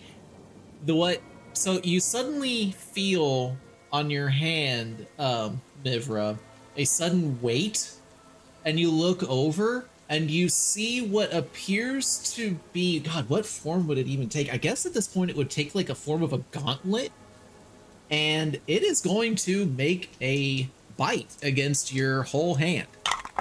Oh god. Yeah, that hits. It rolled above a 4. Wait, So what was let's it, though? see. Hold on. Where are the stats? Is it? Let me look at Mimic real quick. Hey, look at that. Cat treats, your Mimic did a thing. Wait, where is it? Hello? Mimic? There you are. Oh, it's a D8. Oh, and okay. Oh. So we'll do That that, doesn't one. sound good. And we'll do. All right, so you take. Oh, that's not too bad. 5 points of piercing damage and an additional 3 points of acid damage. So 8 damage total. As you now have like what looks to be like the gauntlet of the plate armor from the previous room, but with like 6 eyes that are now looking up at you, blinking in different odds and ends, like blinking ununiformly. I don't know. So what do you do? It's just chewing on your hand. Okay, how's it going? Okay. I have a plan. I have a lantern on me. What if I Okay. pry it off me from biting me and then like lock it in my lantern? Okay, give me, well, it's grappled on you at the moment. Mm. Wait, hold on. What are my actions? So go ahead and give me it would be either an athletics or acrobatics check. Oh my god, But literally. please do it Wait, with what? disadvantage, Oh shit. because as you take your other hand, and grab a hold of this gauntlet, even though the exterior of it looks to be metallic or leather in some places, like for the glove of the gauntlet, as you touch a hold of it, it's like sticky and fluidic like, and your hand kind of sticks to it like it's a glue. You're able to kind of pull your hand back a little bit, but like it's like you see like tendrils of like this sticky adhesive like trying to keep a hold of your hand. So what did you roll on that escape check? The first one is 24. Let me do the second one. Oh shit, that's a 9. Yeah, this thing is firmly grasping a hold of your hand. We're not necessarily in combat, but what would the other three like to do? I'll say that the three of you have a chance to do something before this thing bites again. So what would the three of you like to do? Can I cast Bless on the party? Sure. So everybody gets a plus 1d4 to their attack rolls and ability checks. Wait a second, I could have done that. Shit. Helen, I feel like Andrea, would he's- either of you like to do anything against this gauntlet that is trying to seemingly bite the hand off of your ally? What did you say we get? Like an extra what to our ability checks? 1d4. And so it's like just do your So like ability, attack not rolls, fighting. whenever you make an attack roll or like an ability check, like what are your like skill checks and such like that? Like if you were to make like a stealth roll or a sleight of hand, then you would add a 1d4 to it. Can Where's I the do an saving attack? throws? Where's the saving throws? Can I attack them or no? Is it attack rolls and saving throws? No way I opened it up on the page that actually has Bless on it. Oh my god. I do this so much. with Attack these roll rolls. or saving throw? Okay, yeah, so attack rolls or saving throws, not ability checks, my bad.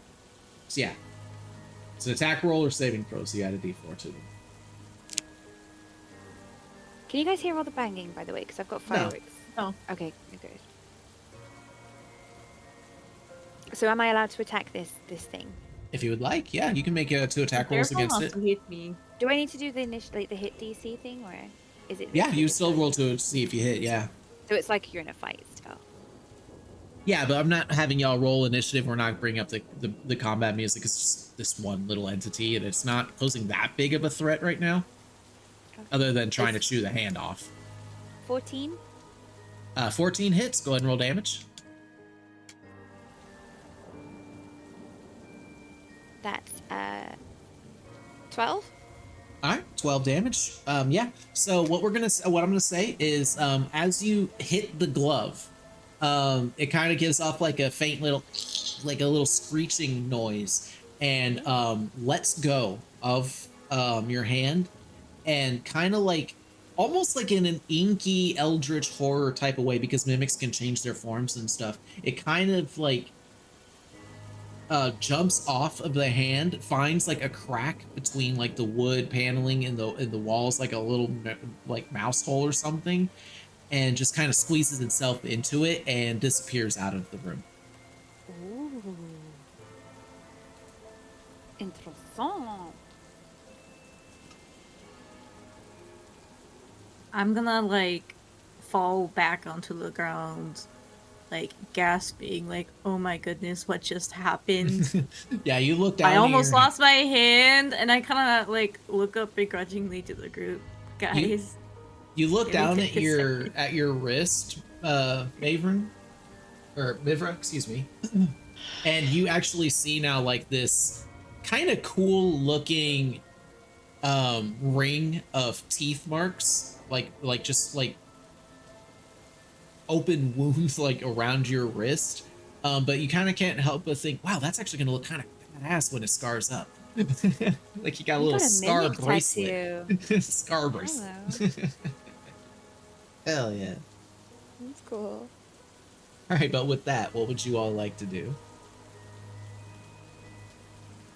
The fireplace is crackling and roaring peacefully. The smoke is billowing up and out of the room as per the chimney do.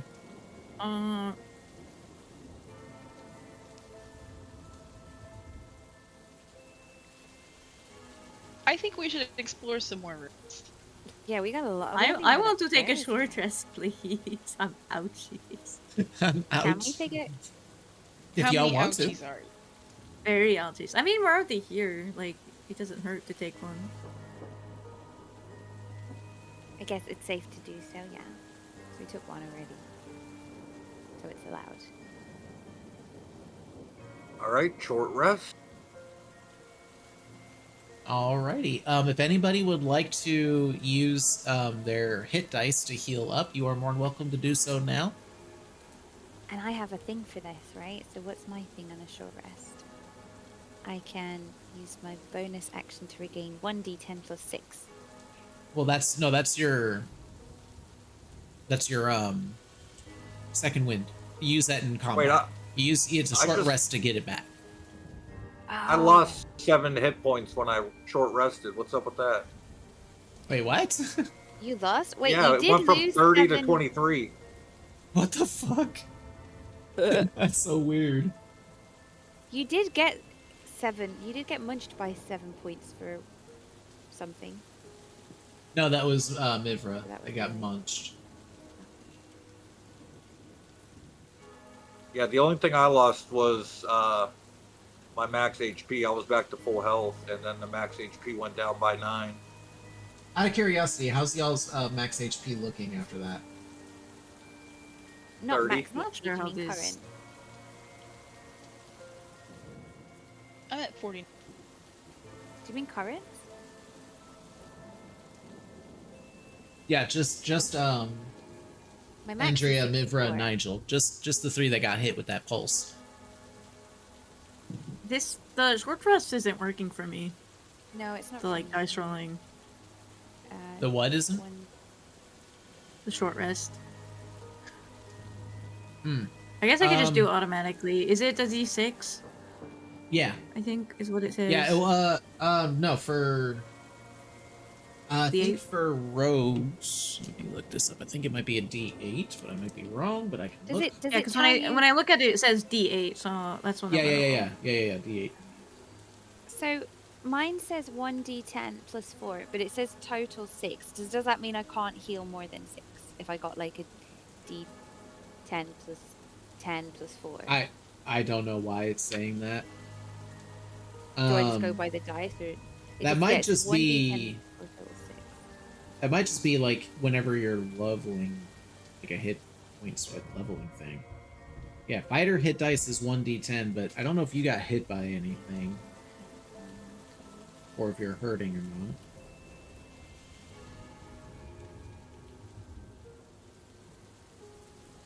Six because of your level. Oh yeah, oh, that's why, because you can use 6 of them. Yeah, I'm not that familiar with like D&D Beyond, so I Mine also apologize has for that. 6 dice. Yeah, 1d10 per level. Wait, so like in theory I could roll 6 d10s? No. Well, you wouldn't want to, because you can also roll them individually. Like you can roll 1, see how much you heal from that, and decide if you want to use another one or not to continue healing. Seems like I could get a lot of heals back. Yes. That seems like a bit OP, you know? Well, when you only get those use of those hit dice back, you only get half of what you used back per long rest. So using them all up just at once would mean that you would be a while without being able to do that. Oh, so hang on, am I supposed to mark off a dice somewhere for this? I mean, it's a one shot.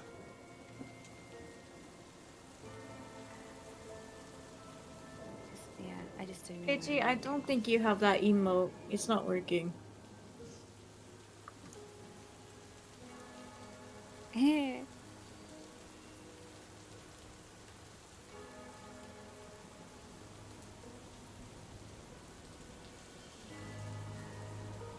Oh, a wild gal. Oh, this wild gal. I'm Ah. sad I've lost my mimic buddy.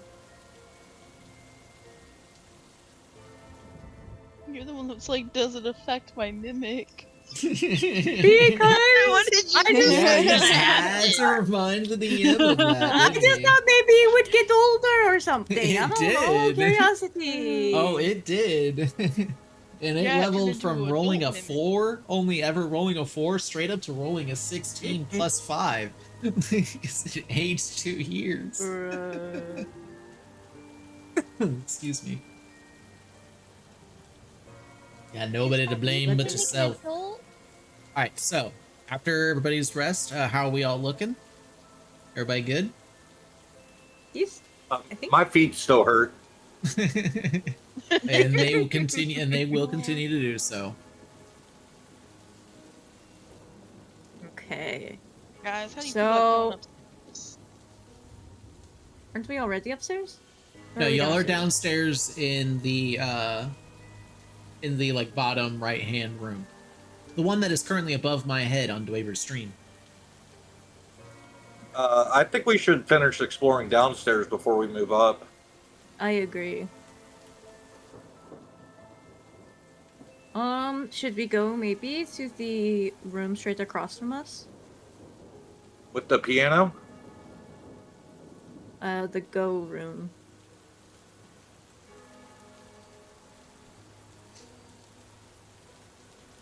Which Who room has a now? piano?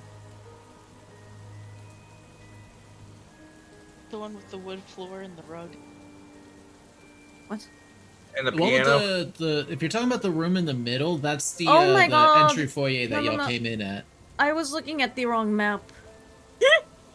Oh, were you looking upstairs? Yeah, this whole time. I feel dumb now. That's that okay, explains my that's okay. confusion, honestly.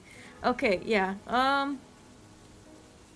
Yeah, we can go to the piano Yeah, room let's go then. to the Yeah. left side of the map, I guess. Okay. So, walking across the foyer and heading into what is dubbed the piano room, or going to where it is, y'all get to the exterior of the door. What would you like to do there? Open it very, very slowly. Okay. And you're the one opening it again, I'm assuming? Yeah, I can. Okay, give me a dexterity saving throw, my friend. Can I reroll? No, I'm just kidding. I got a 6. So as you open the door very, very slowly and kind of peek in, you don't notice the mace that was kind of like held up against the wall. But it gets disturbed from you opening the door, and it swings down and clocks you right in the face for 11 points of bludgeoning damage.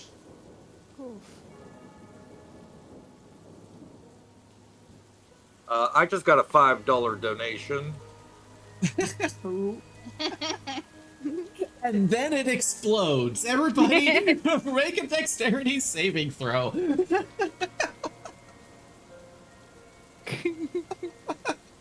was bad Five. timing.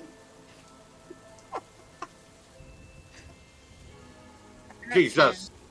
Oh. I'm What did everybody sorry. get? I started it when like there was nothing happening in that room. It took me a while to do it. It gets clocked in the face with a mace, and then it's like anime style. It begins to glow, and you all just look at it like, "Oh shit!" And then it explodes, sending shrapnel into everybody. Helen, Thanks, Looney, what did you get? What'd you get on your dex save?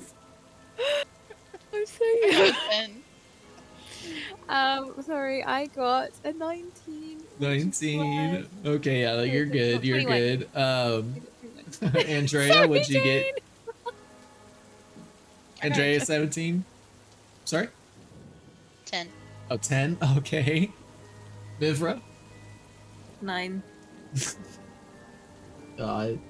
It's sad because I have +4 dex. I know, I have +6.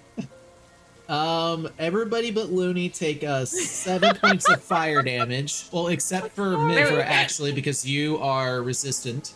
So you will also am take resistant. half. Looney and Mivra, you both take 3 points of fire damage instead, because I round down. I'll take that. I'm sorry. So do I take 6 or 7? What'd you get on your dex save? 5. Yeah, what do you think you take? You take 7. I didn't know if it was... Okay, It's I didn't know if 7. it was 6 or 7. Oh, I also forgot to mention you all did find those 5 healing potions in the other room. We did get that $5 donation from an anonymous, and they didn't say which it was going to be used for. So you all do have those 5 healing potions. Don't forget. It's just a basic potion. So with that one, we take one each. Maybe to maybe you take 2. I would love to. I am looking rough. Feel Before Yeah, we Just use starts potions, chugging the potions with that high. Oh, yep, there's Fidgety with the hydrate. Hydrate with the With the fucking heal. potion healing. before we use potions, can I use lay on hands on Dweber? Absolutely. How much you pumping in? You Okay. you can choose how much. Like you have a amount that you like a pool that you pull from. You can pull any number from, but you have like a maximum that you have. I think it's 5 per paladin level, so I think you have 30. I have 30, yeah. Dweber, how much HP are you missing? 28 or 18. 18. I'm gonna use 18 on Dweber. All right. All right, there you go, Dweber. Healing up that 18. And me And is over it that here we is each get a healing potion? Or we each get 5 healing potions? no, each. Well, you all would each, if you wanted to divvy it up evenly, you each would receive 1 healing potion, but somebody would get 2 because there's 5 I think we total. should each get 1 except Dweber gets 2. Yeah, there you Yeah. go. Yeah, I agree. Me as the DM, I agree. Sorry, As the DM, you're like, yeah. Yeah. Kieran says, Alright. the cleric isn't supposed to be the one eating Shizdrain. I know, it's very funny to me. make your mage open. Make your rogue open. You'd think Alright, you would have I'm learned, gonna- but I'm going to just stare at him because I think did you say he fell down from the base or? oh, for sure. Like this thing clocked him Ah. clean in the face, hit him for like 11 points of bludgeoning, and then the fucking thing exploded, which he rolled a 5 to save. Yeah, he's on the ground, kind of smoldering a little bit. His leg kind of kicking in the air, twitching comically. So Miorva is desperately gonna like fix her hair and wipe off some dirt and look at them and be like, maybe I should start opening these doors. Yeah, I agree. I'm getting tired of just getting my ass whooped. I love this though. I love you, Dweber. This is It's great. kind of funny though. He got Yeah. ate by a rug. This is great. Fell through the fucking front porch.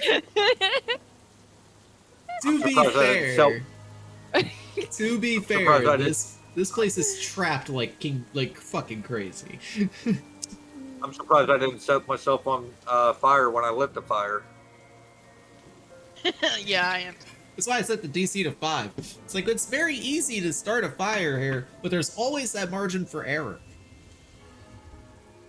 And oh, how funny that would have been. I think I'm going to gently step over Dwayne and observe the room. Okay, go ahead and give me either an investigation or perception check. And if you're doing an investigation, kind of give me a general whereabouts of the room that you're wanting to investigate. Oh my god! Wait. It's a 1+5. I will say, if somebody in the party wants to lend their help, they can give you advantage on this. You also have blessed, Drowsy. Would that count for that? You did that before the short rest. That would have gone away, Dweber. Okay. Oh yeah. Oh, I just got $100 donation. Holy yeah. yo! Does that give us a long rest? That's honestly, yeah, I would say that's a long rest and a pocketed long rest that y'all can use at your discretion. Actually, I'm gonna say 2. We'll say that that's 2 long rest options that y'all can have pocketed to your discretion. If we use a long rest, do we get our max HP back? You don't know. We don't know. You don't know. I've not lost it. Oh, I lost 3. I've only lost 3 hit. Helen's not getting bashed today. That's 20 What the- traps. Eat my ass, Kieran. No. The whole house just explodes. It's the end. GG. Would anybody want to help me look around the room? I will. Yeah, somebody just, all they have to do is say that they lend the help action, and you can make that investigation check with advantage. So go ahead and, we'll call this one a new one. So go ahead and roll it again with advantage. So roll twice. Roll from Oh scratch. my. 8. Because it's not that bad. I used all my luck earlier. Did you roll- with 20. You rolled It's an a 8. 3 plus 5. Yeah. Oh man, that was with advantage. So- Yay! Wait, what do I you was mean about- by roll it fresh? So and with advantage, what that means is you will roll 2 d20s and you'll take the higher Okay. of the two. Well, I know Disadvantage that, but is I the didn't know if you were opposite. keeping the last. I didn't know if you were keeping the last No, one. no, or no. not. Go ahead and roll it again. Okay. Okay, this one's much better. That's a 24. Okay. Going around the room and investigating. Well, I'm sorry, were you gonna ask something? I was gonna say, like, I would definitely start from, like, the left, like, the piano, and then scanning around is how it would Okay. probably work. So going over to the piano, you do notice it's very intricate and kind of hidden, but there is a definitive false panel in this piano. And with that high investigation, tracing it back, you notice that there is a mechanism associated with this piano.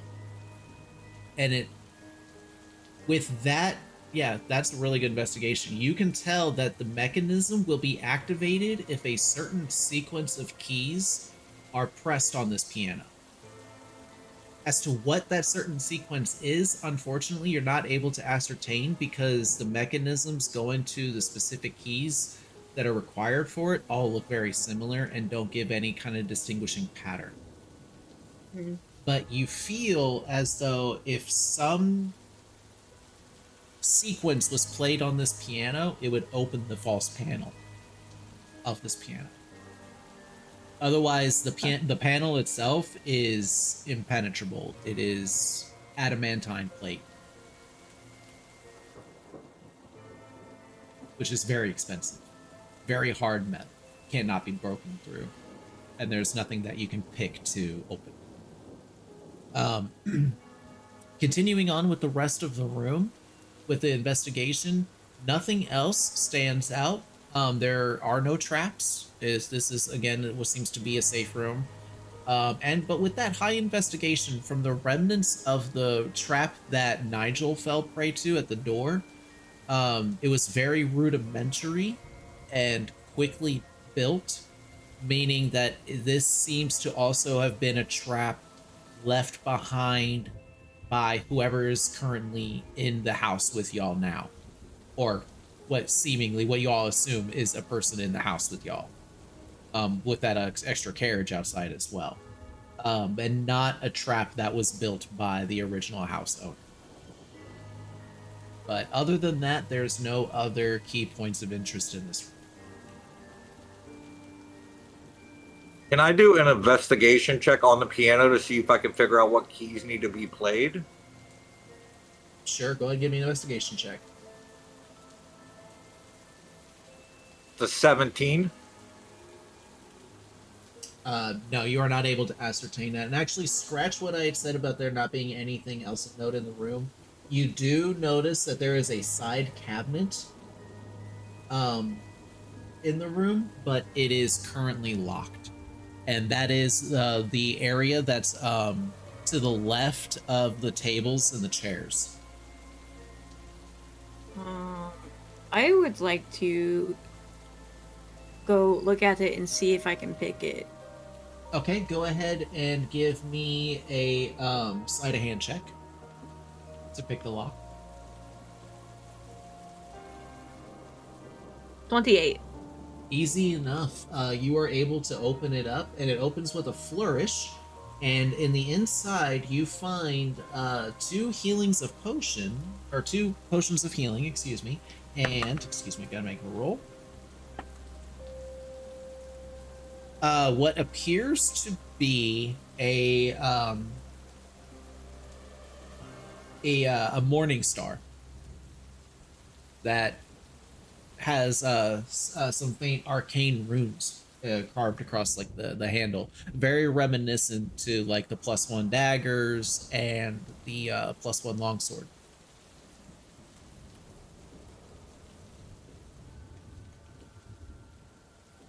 Man, this thing has been rolling so many fucking magical weapons for y'all. I just want to let y'all know this. I have this I have a random loot die that my brother had Oh. gifted me for my birthday a while back. I never really had a chance to use it, but I've been using it for this. Basically, I've been rolling it with disadvantage, and it keeps giving y'all magic items, which, by the way, is an 11 on this. Oh, wait, no, that's magical item. Where's magic weapon? But anyways, I'm going to hold 10. up the health potions. I'm gonna be like, I wonder if somebody here would really like this potion. Remember, we all have like, we all have 2, and then I think Dwayne's got 3. I only have 2 because I drank one of mine. Oh, okay. I think, I'm good. Like, I've not really needed Andrea, Helen, would either of you like? I have no use for it because I'm gonna be out of immediate danger in battle most of the time. I won't So say no to another potion. Yeah, Okay. I feel like So I'm that's gonna probably give one to fine. Nigel, and then I'm just gonna plop one onto Andrea's bag, I guess. Okay. And you said there's a throwing No, it's a Morning Star. a +1 Morning Star, which is a Handy. spiked mace, very reminiscent to what just smashed. Literally, Nigel got Oh. smashed. That mace, that Ooh, Nigel really was good. smashing. It's too soon. Is that something a fighter would use? It's a one-handed weapon. I think that's a yes. I'm gonna show the mace. Is anybody perhaps interested in this mace? You remind me. Of, Otherwise, like, I'm gonna sell it. I mean, I'm fine with selling it, but you know. You remind me of like someone doing an auction. Does anybody interested in Say your final pieces Going now. once. Where's mom, baby? I mean, you can have it, Mibra. Okay. Wait, is that a vendor? Hello, vendor. What's it called again?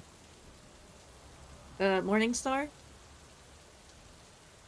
Morning Star +1. Yes. All right, it is in I your just- inventory. Oh, did you give it to me? Yes. Melee piercing.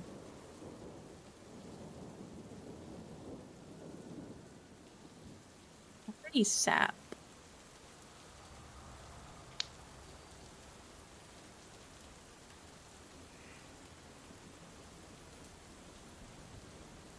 I don't see it. Thought you had. Or did it not?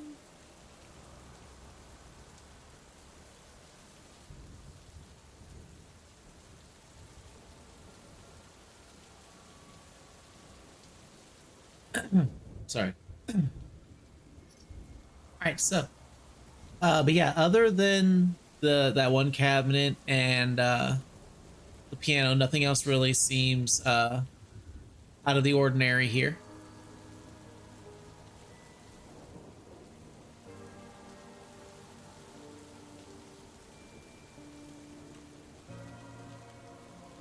We still haven't found out what's going on with the piano, right? No. I think because it appears to have a sequence, there has to be somewhere either in this room or another room that has to have some sort of code for the sequence.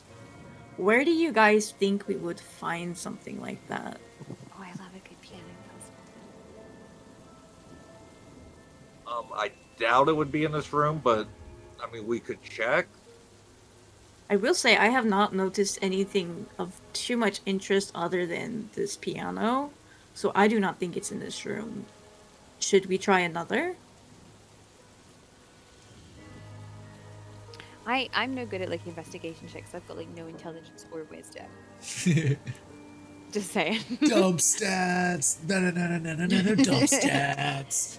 What I am good at is taking hits, smacking things. Rawr. Would we like to try the room next to this one? I'm fine with that. Make sure I go first. Let's go, team. All right, I'm gonna. Go ahead. Sorry. I guess I'm going to open the door to the what looks like a kitchen. Oh, to the all right. So the room directly above. Okay. The door. Let's see. Yeah. So the door opens up. There doesn't seem to be any issue with the door itself. And looking at as you enter into the room, the first thing that meets you is the putrid waft of rotting food.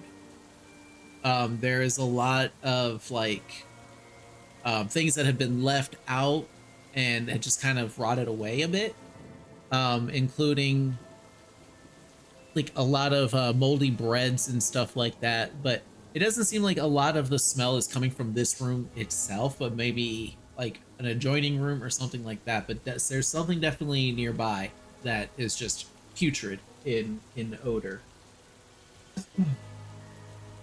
But yeah, the door opens up to a kitchen. In the middle, you see what appears to be like a preparation table.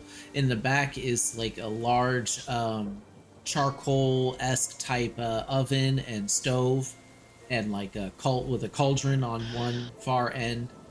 And then to the very side, you see like a cabinet with like plates and various like recipe books and such like that, as well as like a crate of like moldering bread and stuff like that.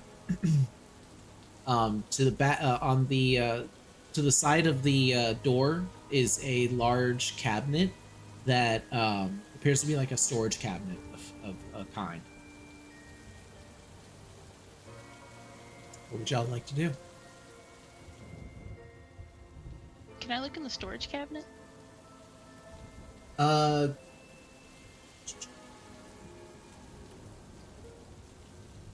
go ahead and go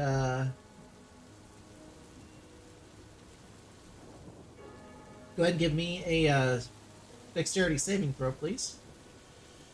Actually, I would like all four of you to make me a dexterity saving throw. As you open the cabinet and it also suddenly explodes in fire. I got 10. Nat 20. Yo, let's go. Hey! I got a 6. Hey, how the turn's tabled. Right? Hey, Okay, so I have 15. anybody who rolled a 14 or above, you only take 2 points of fire damage. Mivra, if you succeeded, you would only take 1 because of your resistance. And anybody that rolled below that, you would take 5 points of fire damage. Fire. So even with the nat 20, I still take 2? Yeah, you still take 2. Okay. Sorry. You're not invincible. And I will also say, as the smoke kind of clears from that explosion, you do notice what appears to be something on the inside of the cabinet, but is now burned and charred away, and is like just sitting there, kind of smoldering and giving off smoke, and the faint, horrid odor of like just something burning. An unwelcome addition to the already putrid smell that is in this room. Can I look around and see if I can find out what's on fire or what's burning? Oh, the cabinet that just exploded. It's Okay. something that was inside the cabinet that was destroyed with the explosion. Okay, then can I try to figure out what that horrible, horrible smell is? Give me a perception check.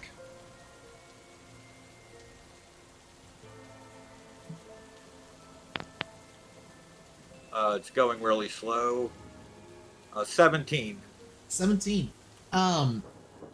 you kind of do the old Toucan and Sam thing where you follow your nose, and it leads you to the doorway at the north end of this room. You kind of take a moment and you hear something on the other side. You hear faint scratching and gnawing noises, and a sort of squelch noise as well. It's like something moving through something kind of moist. Can I cast Detect Good and Evil? Uh, give me a second here.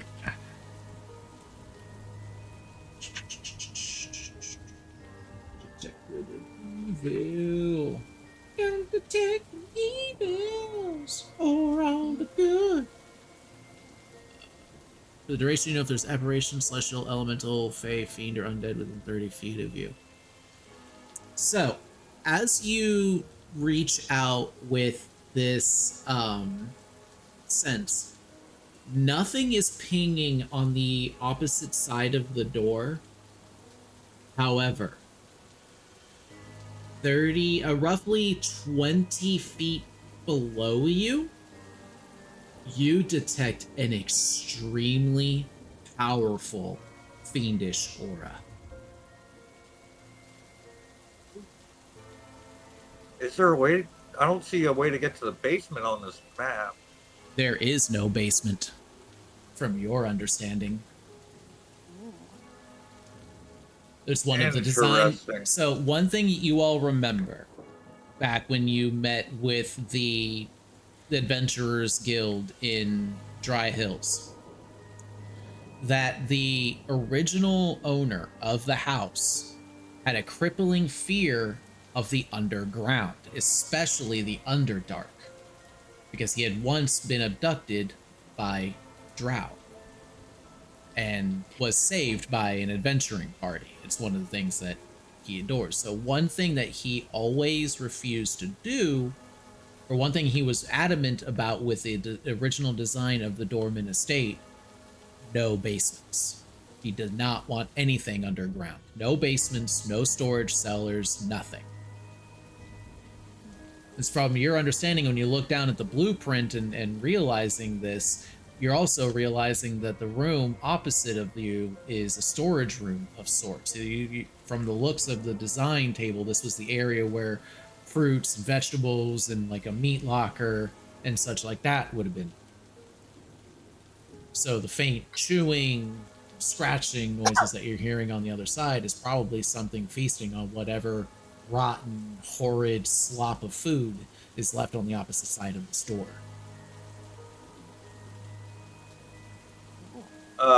I turn and look at the party and say, I think there is something on the other side of this door that we will have to fight.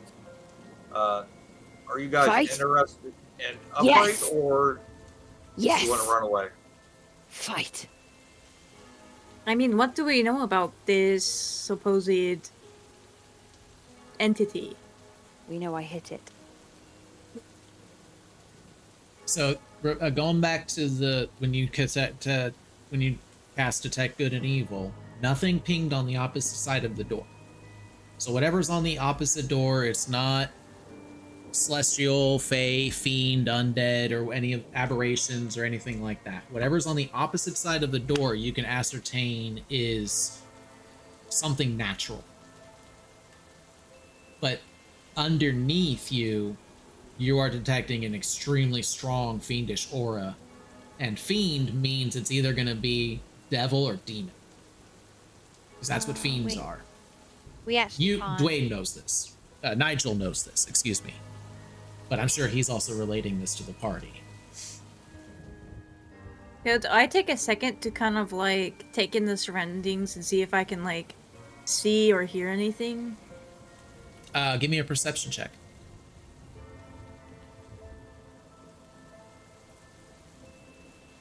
18.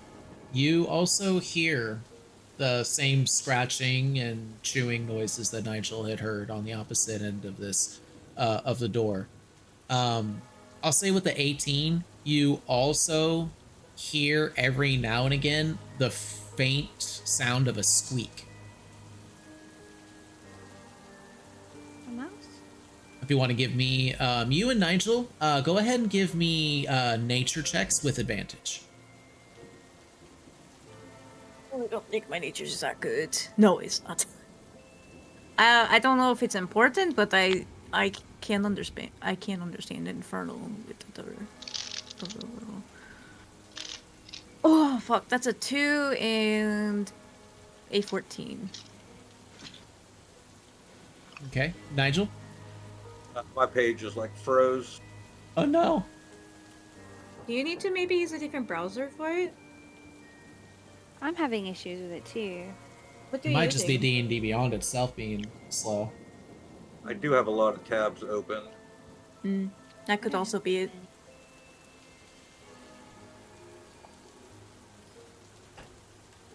Sit on the chair. I'll just Whoever stand. rolled an 8. Did he? Let's Yeah. see. You know what? Turn on I'm gonna that. say that the 14 was good enough. While Dwayne's trying to figure out what's going on there, you can ascertain that what's on the opposite side of the door is probably, you know, rats or giant rats, something that came in from the outside. Especially like looking at the blueprints, you can see that this room does have like a wall, like many walls to the exterior. It actually has more walls to the exterior outside than it does on the inside. And it would be really easy for something to come crawling in through there.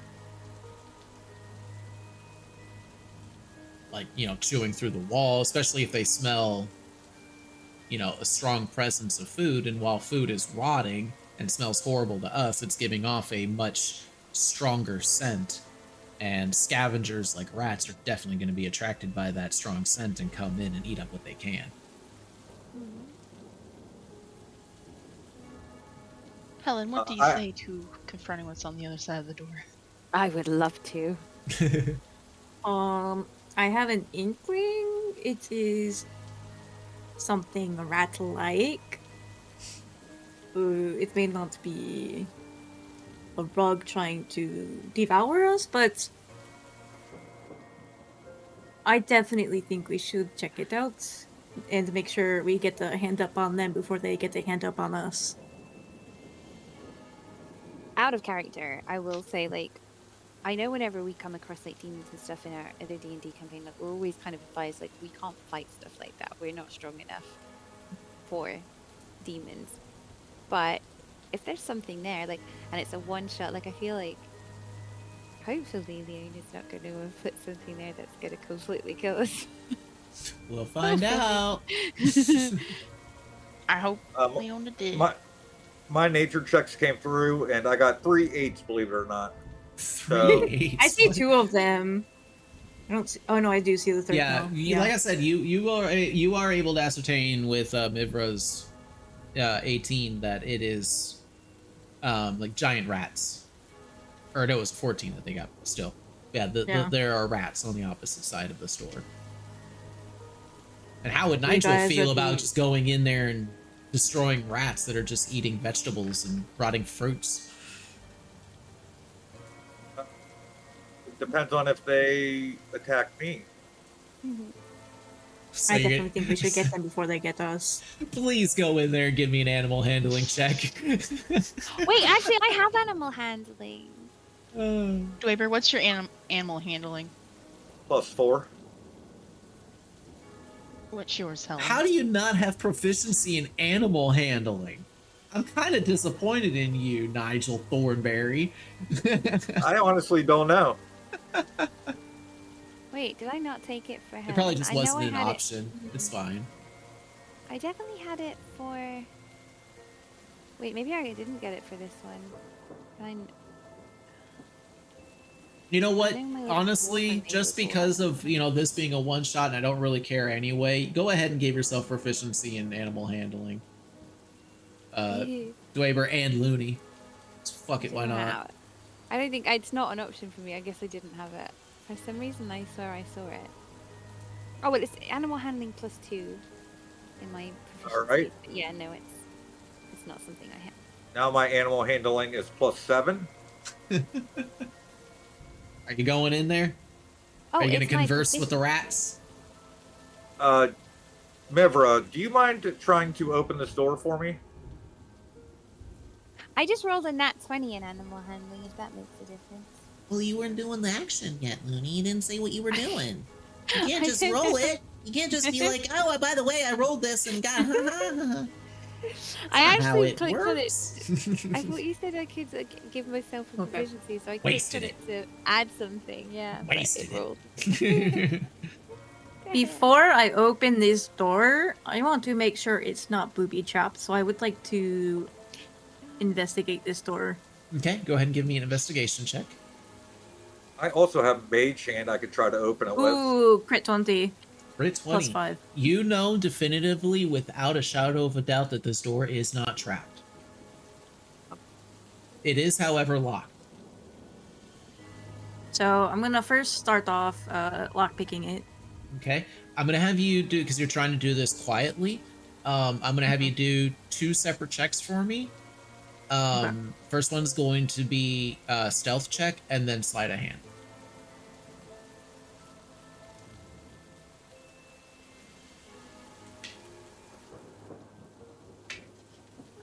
So that's a 30. 30? 20 plus 10. Damn. All right, let's see. Gonna get low rolls again. And then sleight of Oh, hand? yeah. Okay. No matter what, it's gonna be plus 10. Wait! Okay, that's 11. 1 plus 10. Shit. So 11? Yeah. So you do it so quietly that you think that even you yourself think that you didn't successfully pick this lock. But you did. But it was just so quiet, even you couldn't hear the tumblers releasing. And I will also say that that 30 is going to carry over to you opening the door, allowing Nigel to slip in, at least at first unheard. Dweber, if you're going to try and sneak in, give me a stealth check with disadvantage. But if you're just going in and declaring your presence to the rats, just like boisterously, you can instead give me an animal handling check. If somebody wants to help Dweber, or somebody wants to give the help action to Dweber, they can negate the disadvantage on the stealth, granting just a straight flat roll, or they could grant advantage to the animal handling check.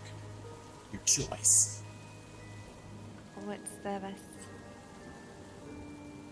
Well, is Dwayne wanting to go in first? Definitely. Because Okay. that has been working out great for me. What I'm happy is to go in 'cause I Nigel wanna wanting to do do? I then? need to roll. Give me one moment here. I need to make a couple rolls. That's fine. Anna, Diamond, thank you so much for the raids. Welcome in to my yearly 24-hour charity stream. I hope you guys are doing amazing. How was your guys' stream? Tell me all about it.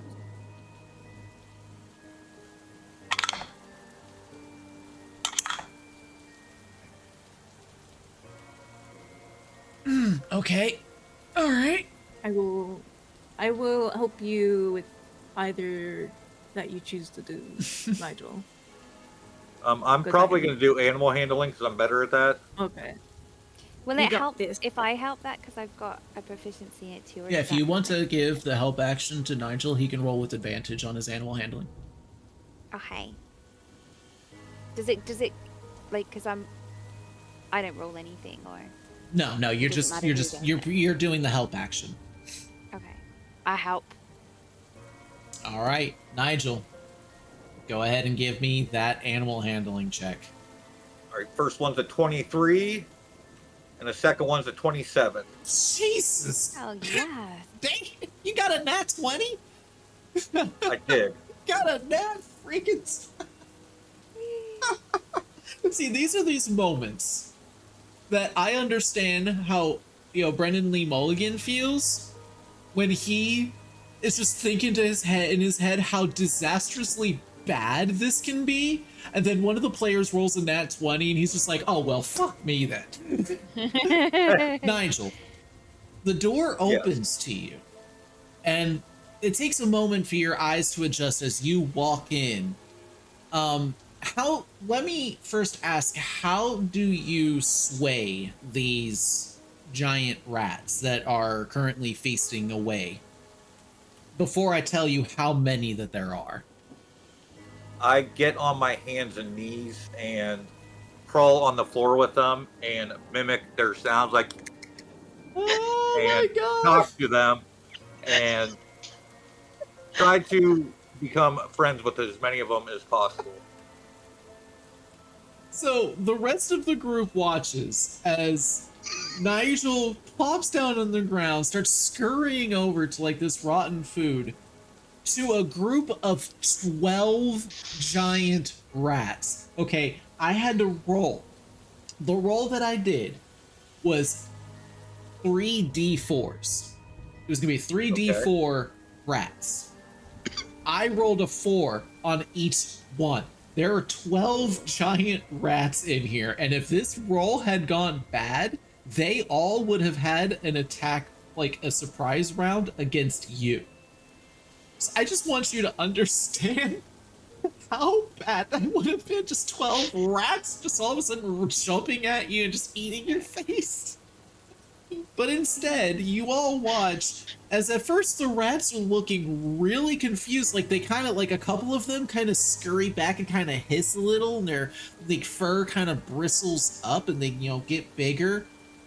But then they all just kind of stop and like perk their heads up. Their fur goes back to normal, and they kind of stand up on their hind legs and look at each other, and then look at this Nigel Thornberry rat come crawling in. Nigel, because of the blessings of a certain cat treats, as you come crawling in and you're thinking, I've got to do something to make them know and understand and accept me as one of them, I have to eat some of this horrid slop. Because you understand what is at stake here. But because of the blessings of the gods, or a amazing donation from an oh my god cat treats, there is somehow left in pristine condition the perfect, the rare and amazing sticky toffee pudding. A plate of sticky toffee pudding. Just sitting there. Your mouth begins to salivate at just a mere presence of it. You just immediately scurry over to it, claiming it as your own, and begin devouring it. And in the presence of these other rats that are currently like holding bits of rotten food and chewing away and looking at you, they feel you an unknown urge to just welcome you among their ranks and allow you to feast along with them. So they all turn, and you know, some of them actually crawl up beside you and kind of squeak a little bit. One kind of crawls up your back and is like carrying a piece of like rotten squash that is just kind of eating, but like kind of perched up on your head in a, you know, unthreatening manner. Mind you, giant rats are not like, oh, you know, good sized normal rats. No. Giant sized rats are about like the size, I would say roughly of like a basketball, but in like the shape of a football. So they're not small. They're like 3 foot big. As the rest of you come in and enter into the storage room and kind of take in the sight of what's going on here, you notice on the other side of the room, oh my god, there's a giant meat. You notice on the left-hand side of the room a what appears to have been a meat locker that has overturned and outspilled its contents. And you notice that the rats are all staying to one side. They're all staying over by where like the fruits and the vegetables and assorted like breads and pastas and pastries and such like that are molding and moldering away. But the meat locker, with its contents spilled out, which is kind of what's giving off that putrid odor, you notice that there is some movement in the meat. that is very unlike the giant rats. And thinking back, when you all were listening in on the noises, you heard the chewing and the scratching, but you also heard a squelching noise that seems to be from this meat. And as you all are taking notice of this, two giant centipedes suddenly burst out of the meat pile and quickly clamor towards Nigel to make some attacks against him. Ah, That's shit. going to hit. Yeah. That is going to miss. So I'm going to describe. Dweber, I need you to give me a Constitution saving throw for me, please. As you suffer That's a 4. 3 points of piercing damage as a centipede comes crawling up your leg and suddenly pinches down and bites into your leg. Oh, you said a 4? Yeah. Well, that's not good for you. Oh no. So, take an additional 11 points of poison damage. And how's your health looking? Bad. I got 14 left. Okay, you're fine though. No further effects fine. from that poison. You're not poisoned. It's just the additional damage. However, because of the natural 20 that you had just rolled, befriending 12 giant fucking rats, seeing you suddenly take damage and them accepting you as one of their own, they take this as an attack against them and they quickly jump onto these giant rats. I'm not going to even role play this out. I'm not going to roll for it or anything. It could be a pretty cool battle, but I'm pretty fucking sure that with action economy, the 12 giant rats plus 4 adventurers can easily demolish 2 giant centipedes. So we're not going to go through that battle, but we're just going to say that the 12 rats are enough to just eviscerate and tear apart these giant centipedes that dare hurt one of their own.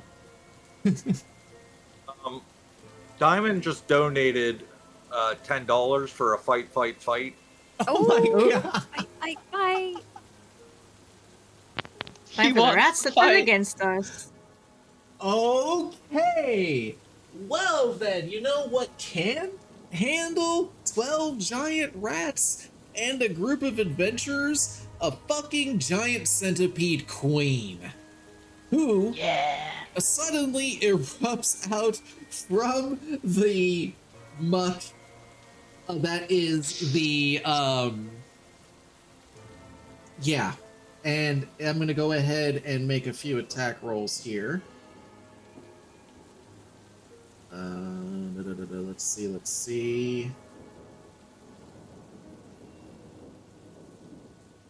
Yeah, I'm gonna say the giant centipede takes up like 2 of the giant rats and within her mandibles and just bites them clean in half. Bits of giant rats go flying across like the all of that. So now I'm gonna actually need to roll. Let's see. That would be 10 giant rats. So, let's see. What are there? Everybody go ahead and give me attack rolls against the giant centipede or whatever you would like to do for this. We're not going to go into initiative order. It's just a minor combat scenario. You'll have a hell of a teammates on your side. Oh my fucking god, no way. what? So, What? so there's 10 giant rats. I kind of broke them down into, 3 different dice rolls. So I was going to be like, okay, 4 rats on this dice, and then I'm gonna separate the others on the other dice. The one that has, hold on, how much would that be? The one that has 4 rats on it rolled a natural fucking 20. The other 2 both rolled 19s. So now I get to roll for damage. Let's see if these rats were enough. How many D4s? Oh my god. So all of them hit, so... Is that an Athy? It is. Sorry, can you hear her? Yeah, that's fine. I get to Want roll to. 14 D4. Can somebody make a custom dice roll for me on D&D Beyond? Yeah. What And do you roll. need?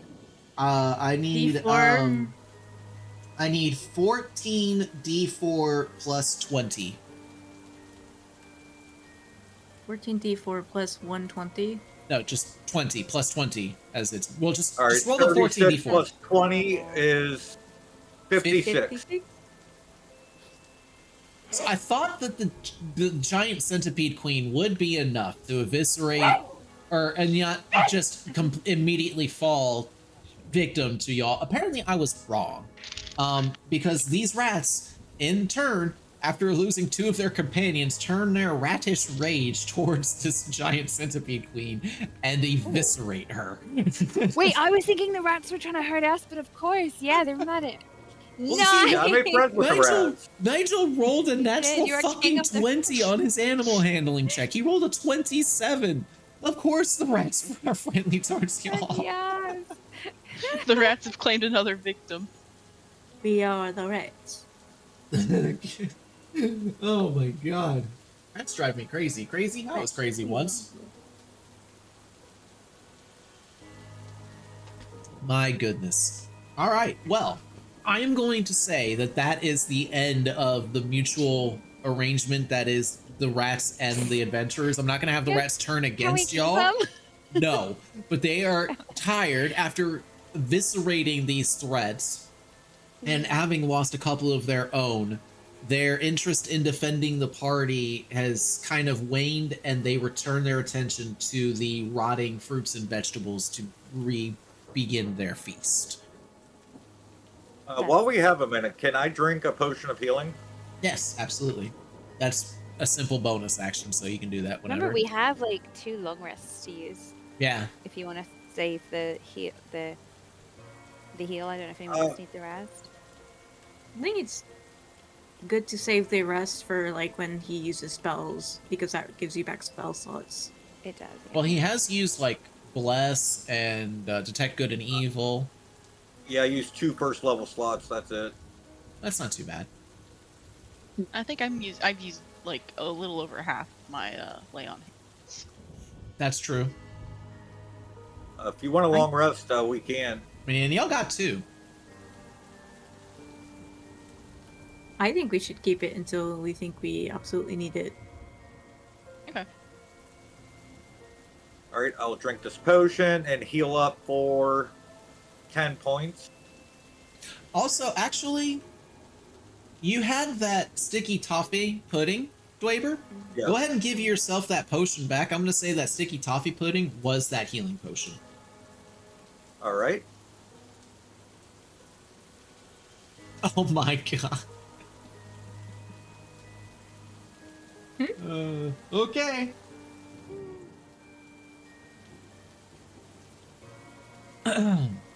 I would like everybody in the group to go ahead and give me a quick perception check. Do you want like passive or normal? No, passive perception is like if I, as a DM, would have something sneak up on you, I would have to beat your passive perception on a stealth roll. Got 9. Okay. What check was it? Perception. Perception. I got 1. Jeez. I got a 1 plus 2. 3. Yeah, you don't hear nothing. Helen and Mivra, your perceptions? I have a -1 on perception, but not terrible. I got 13. Okay. For Helen, I think that's very good. Yeah. Bless her. Mivra? I just said I had a 1 plus got 2. Oh, I'm sorry. I thought that was... We need Yeah, I thought it was Andrea that said that. I am so sorry. Andrea said 1. Okay. Yeah, see, that's where I got confused, because I heard the 1, and then it was... Got a 1 plus 3, or plus 2. Oh, yeah. Okay. That's not great for y'all. Y'all don't perceive shit. Y'all are just entranced by what just happened with these rats. But okay, what would y'all like to do? And don't worry, cat treats, we're getting there. Uh,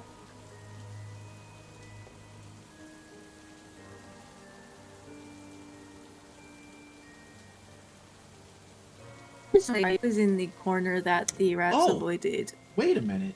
You cast Detect Good and Evil. Y'all did not. Well, Long Rest wouldn't have counted. It wouldn't have mattered anyway. But your Detect Good and Evil is still up. Dweber, Yes. there are multiple pings suddenly of undead out in the hallway. Out in the hallway where y'all came in from. And they're approaching. Like I'm gonna the look main at the party. entrance hallway? In the kitchen? In the hallway. But they are approaching the There's no kitchen. door, They're is approaching there? the kitchen, yeah. I'm gonna look at the party and warn them. Hey guys, I used Detect Good and Evil, and I feel like some undead are heading our way and trying to sneak attack us. I think we should get ready for a battle, or be prepared for one at least. I'm always prepared for battle. Is there anything we can do to prepare, like, buffs or anything that people have? A crash. Suddenly you hear a crash coming from the kitchen as the door in there is smashed by something. The rats that were feasting with their vegetables, suddenly all of them run almost like in a straight file line, which is very comical to witness and behold. But they all scurry out of a hole that they bore out of like the northern end of this room, and just run out of into the yard and scurry and scatter. The undead are upon you. What are y'all doing? I fall on the ground and start crying because all my rat friends left me. No, no, that wasn't my intention. No, I'm sorry. All right, what are y'all doing though? He's crying. What are y'all doing? Draper's crying. Y'all got undead coming down on y'all. What are y'all doing? So we're not in battle yet, are we? They're in the next room and they're about to be on you. So you get a very limited time to let me know what y'all want to do, or we're going.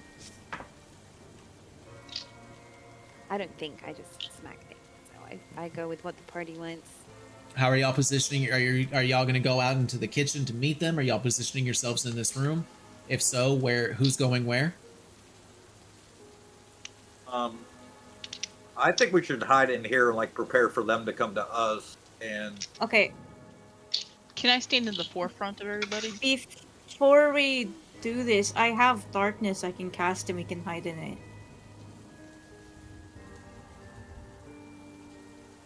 I don't Okay. have dark vision. Would I lose sight? Well, in that kind of darkness, yes. Everybody would lose Yeah. vision unless you have Well, specifically magical vision in darkness. Oh, so, shit, what is it? Because I can see in the dark, that wouldn't count then. Yeah, it's because it's a magical darkness, and you have to have the ability to see through. It's kind of like a warlock thing where they put up a magical darkness and they'll be able to see through it. It's a very specific thing. Otherwise, anybody in the darkness, including the caster, would be blind on the inside of it.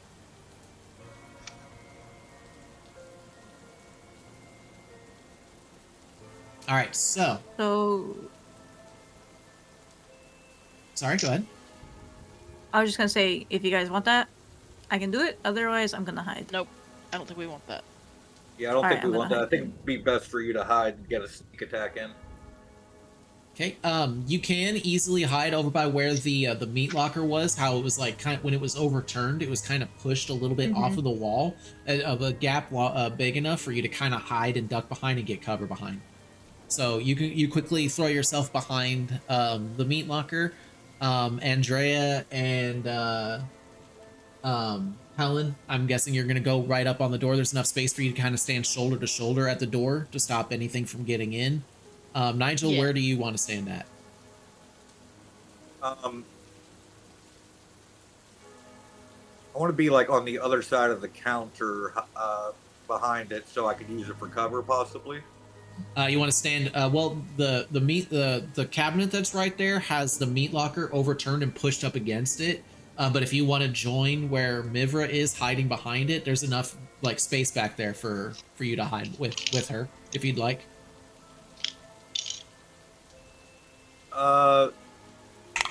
Yeah, that sounds good. Where do All I right. sit? So as soon as you duck down behind it and take up a hide, Mivra and Nigel, go ahead and give me stealth checks. The door breaks down as what looks to be like a small horde of undead comes rushing in. They are going to immediately make attacks against Andrea and Helen. And then we're going to roll into initiative. Give me a moment to pull up their stats in the book. All right. I got a 5 on stealth. Like a dude. 5. It says 8 though. Literally, the top Yeah. half of your head is poking out, and you just got this bright orange hair as a beacon, just kind of sticking out. It wasn't 8 because it was, I guess, 5 plus 3 or something. Okay. Because it showed up as 8 for us. Okay. Should tell us. So 2 attacks. I'm gonna say 1 attack against Andrea and the other one against Helen. First one against Helen is going to only be 7 to hit, so that one misses. How many natural fucking 20s am I gonna roll tonight? Oh my god. All of them. All of the natural 20s, but it's okay. It's only a Zambi. They don't do that much damage. 11 points of bludgeoning damage to Andrea. I'm sorry. Okay. I shouldn't have spoke. But only because of how y'all are positioned at the door, only 2 zombies are going to be able to make their attacks against you. But from what you both can tell, this group looks to be about 6. I will say 2 are going to push through the group, and they're going to attempt to make shoves to try and squeeze past y'all because they know that there's other people in that room. So both of you go ahead and give me athletics checks, if you would. Opposed athletics checks against these zombies. Another fucking natural 20. Gosh. I got a 21. Okay. Sorry, 22. Okay. Alan? Which check is it? Sorry. Athletics. You're making an athletics check because there's a zombie that's currently trying to push past you and get to the people that's in the room. I have rolled a 23.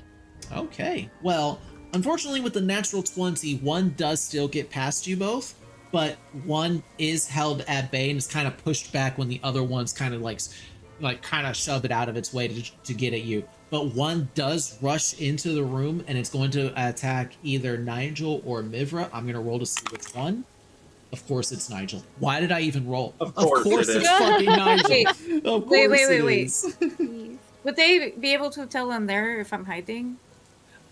You rolled an 8 on your stealth check. No, I rolled a 19. Oh, you He rolled a got the 19. 8.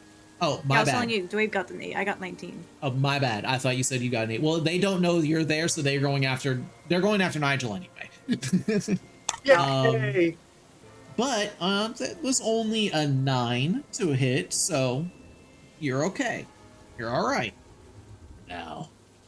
All right, so that's one zombie that kind of slipped through and is in the room. 2 others are at the front with 3 behind them. I'm going to roll their initiative as one whole group, but I would like for the rest of you to go ahead and give me initiative. And we'll swap up the ambience, Dweber, to low-level combat, please.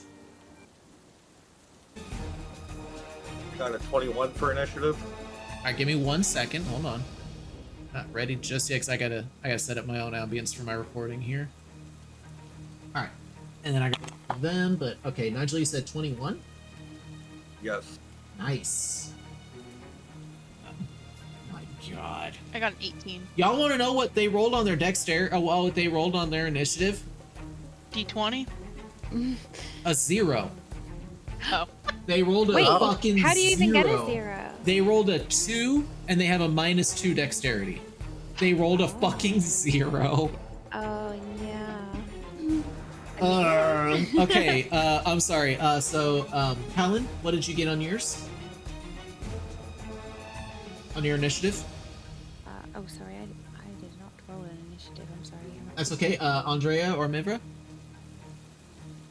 I got the 5. Andrea, I got an 8. I have a 3. What is going on? I was low roll, huh? Low rolls 11. It's okay. It's okay. So let me make sure I got this right. Andrea, you got the 8? 18. 18. Okay. Still all right. Still in the same position in initiative, but that's all right. All right. Top of the order, Nigel. You are up, my friend. You got this zombie that's right here in front of you, slobbering and trying to give you a nasty old bite. How many of these zombies are within 30 feet of me?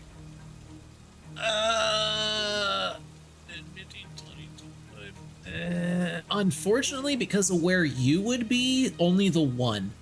The door is roughly 35 feet away from where you are. You're literally up against the left-hand wall of this room. Like where Alright, you then see the gray thing with the 2 doors on it, that currently is like pushed in the space in front of it, and y'all are behind it, like kind of between the wall and the meat locker. It's like the meat locker was pushed over onto its side by these giant centipedes and the rats coming in here. Hello, Radko. How are you? But if you wanted to move yourself, you could like position yourself better if you want. Yeah, I would like to try to move to where I can get the most of them within 30 feet of me. Okay, let me see here. So the furthest ones away would be roughly theirs. Okay, yeah, there is a space that you can do it. However, moving there will provoke an attack of opportunity against the zombie that's currently on you. Is that okay? Do you want to move to where you can go, which would actually be like the space in front of where this counter is, kind of diagonal from the position of where Helen and Andrea are at. I would still be able to take an action after moving, correct? Yes. All right, then, yeah, I'll take that attack of opportunity. They rolled a natural 1. You are fine. Let's go. It's all right. You What easily did he move into roll? that location. What would you like to do? Channel Divinity, turn undead. Ooh, they need to make wisdom saves, right? Correct, and it needs to be a DC 15. 15. Wow. Okay. There are 6 of them. I will roll each of them individually. They all get a -2 to their rolls, so they have to roll. You said a DC is 15? Correct. They have to roll a 17 or better. Well, that one's an 18. And 2 fails. So 1 success so far, and I'm going to deem that that's the one in the room with you. As for the others, we have a natural 20 and 2 fails. So 4 of the zombies turn tail and flee, including one that is currently engaged with you, Helen. The one that attacked you suddenly turns and runs away. You Wait, don't I'm get, you do not, yeah, you're gonna get married. You do not get attacks of opportunities against these because this is a forced movement.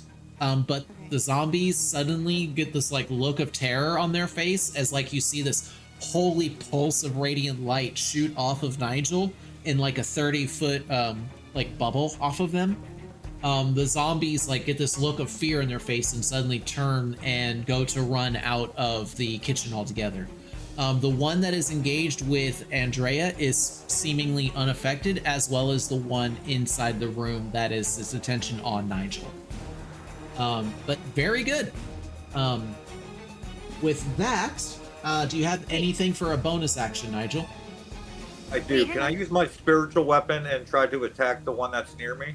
Wait, hang on. If I was engaged in a fight, though, if they run away, don't I get to, like, hit them as they run? You do not get an attack of opportunity against them because this is a forced movement ability. If they chose themselves to move away from you, yes, you would get an attack of opportunity. But because they were forced to move by Nigel's turn undead, you don't get that attack of opportunity. Helen is really sad that she is. I'm sorry. I'm sorry. But with that, yes, you can go ahead and burn that spell slot and give me an attack roll for your spiritual weapon against the zombie. Does a 15 hit? 15 definitely hits. What type of damage does your spiritual weapon do? Is it radiant? Force. Okay. All right, yeah, go ahead and roll that damage. That is 10 damage. 10 damage against Zambi 1.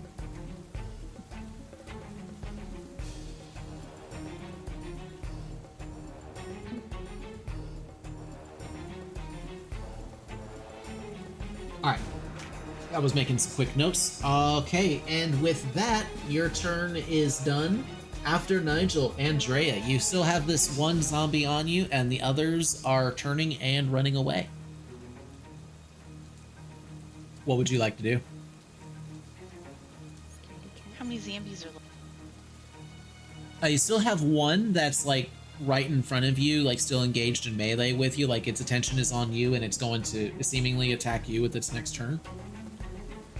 But then you have 4 that were like, originally they were trying to push their way in, but then they got hit by this radiant pulse from Nigel, and those 4 are now turning and running away. So there's a group of 5 zombies out here. There's one inside the room that's has its attention on Nigel, but there's 4 that have turned away.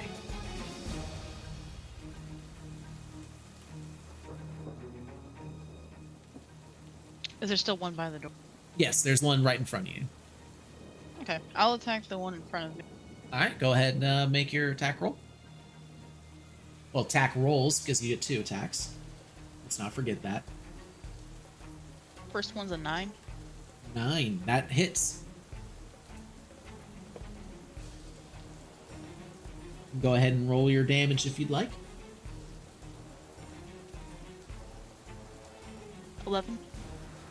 11 points of slashing damage. Nice. Go ahead and roll your second attack.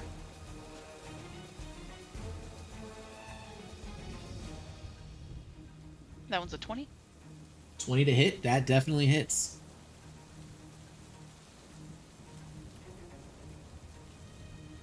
Seven.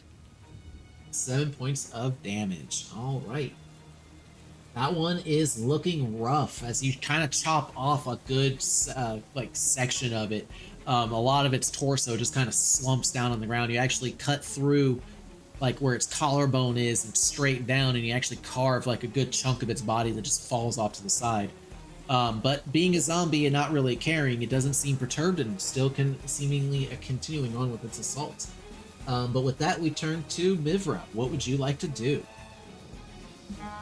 I'm going to slowly wrap myself around the, what is it, cabinet? Yeah, the meat locker kind of thing. Shoot. Is there one that hasn't been attacked yet, or? No, Nigel attacked the one from what you can see. There's the one in the room with you all that Nigel's spiritual weapon has already damaged. And then there's one at the doorway that Andrea just did damage to. The others have started moving out of the door frame area, and you can't really get a clean line of sight on them from where you are currently at. Then I am going to. So I should still be hidden. From where I'm at, is it possible for me to like be like right up on the zombie that's next to Dwape and stab him? Or am I not? I didn't mean to roll that, but am I close enough? If you want to make a stealth check to sneak up on the zombie, you can do so, and that would Okay. just be part of your movement action. That is a 27, Oh, easily enough. and then it's Yeah. 25 to hit. Oh, Easy. Easy enough. Go ahead and roll your damage. Sneak attack too. Okay, so the damage itself Oh wait, is actually, go ahead and roll a d20 again just to see if you crit. I'm sorry. Wait, why would I roll the d20? Because you had advantage on the attack because you were hidden. You still hit. I just want to see if you roll a crit with your advantage roll.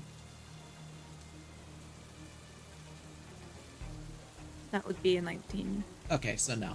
Unfortunate. So what was the damage roll on that? I'm so sorry. 9 for just the damage, and then I also get the sneak, so let me go to that. So 9 plus 8, and then do I have to add the plus 1 from the dagger, or did it already Yeah, do you would that? add the +1 for. Oh, I think it. If you're doing it on D&D and Beyond, then it probably did automatically. It does it on Okay, D&D. so 9 and 8, so Nice. 17. Okay, yeah, that is definitely going to be enough. It needs to make a Constitution saving throw. Let's roll this. Let's see. 5 plus damage taken. That is a fail. That is a fail. The zombie crumbles down a lifeless corpse. Sneak attack damage is enough to wipe it out. Just kind of run up behind it, and with like your two daggers, with both daggers in your hands, you just kind of run up behind it, and with a pincering kind of motion, you just sever the neck of the head of the zombie clean off, and it just clumps down. Not even knowing what happened, it just blinked and it was done.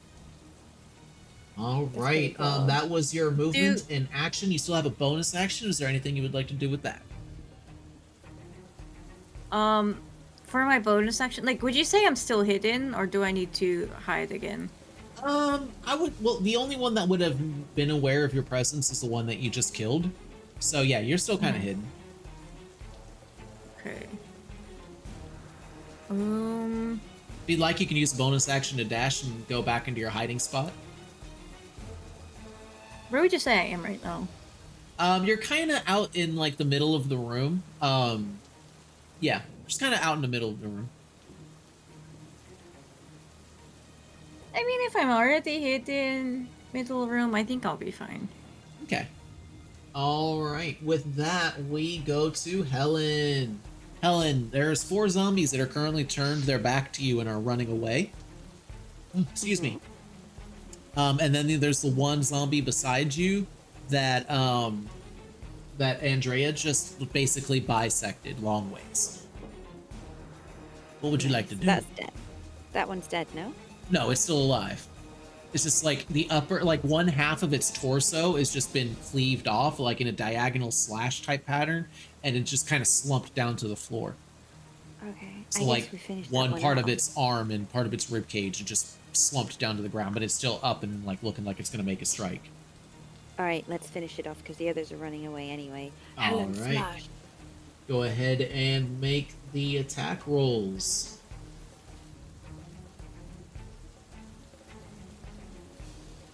First attack. 19. 19 definitely hits. Roll damage. We hit it with a 14. 14. Wow, what a shit const. All right, yeah. So another zombie falls dead. Now, if you would like, you can take a movement and another attack as part of your action to go and run up and attack one of the other zombies that are running away. Yes, please. All right, go ahead and make an attack. And I will say with advantage because it's got its back turned to you. With advantage, and I crit because it was a 19. Oh, let's go. So I'm critting with 27. 27. Yes, go ahead. That definitely hits. Roll damage. Double that dice. Wait, why didn't it give me a shouldn't it give me a 4D? It's only giving me a 2D. Oh, if it does, just roll them twice. It's fine. Okay. So that was a 7, but now I need to do another 2 that doesn't have the Right. no, that doesn't have the +5. Right, so just roll an additional 2d6 on the side. So 7 plus 7. It's nice. 14 points of slashing damage against this one. All right. As you do, the terrified look on its face seems to snap away, and it turns slowly to you with a new aggravated, like, menacing look of wanting to tear your flesh from your neck, of which it is going to promptly attempt to do because now it's the zombies' turn. Okay, but I just Good want them job, to know Helen. that I'm giving them the same look back. Like I want to tear the flesh from them. too. A 15 unfortunately is not enough to hit you.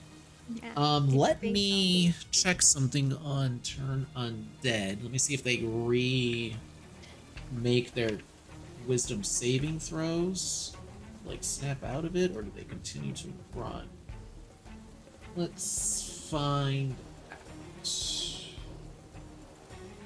If the creature fails its saving throw, it is turned for 1 minute or until it takes any damage. A turned creature must spend Wait a its minute. turn trying to move as far away from you as it can, and it can't willingly move to a space within 30 feet of you.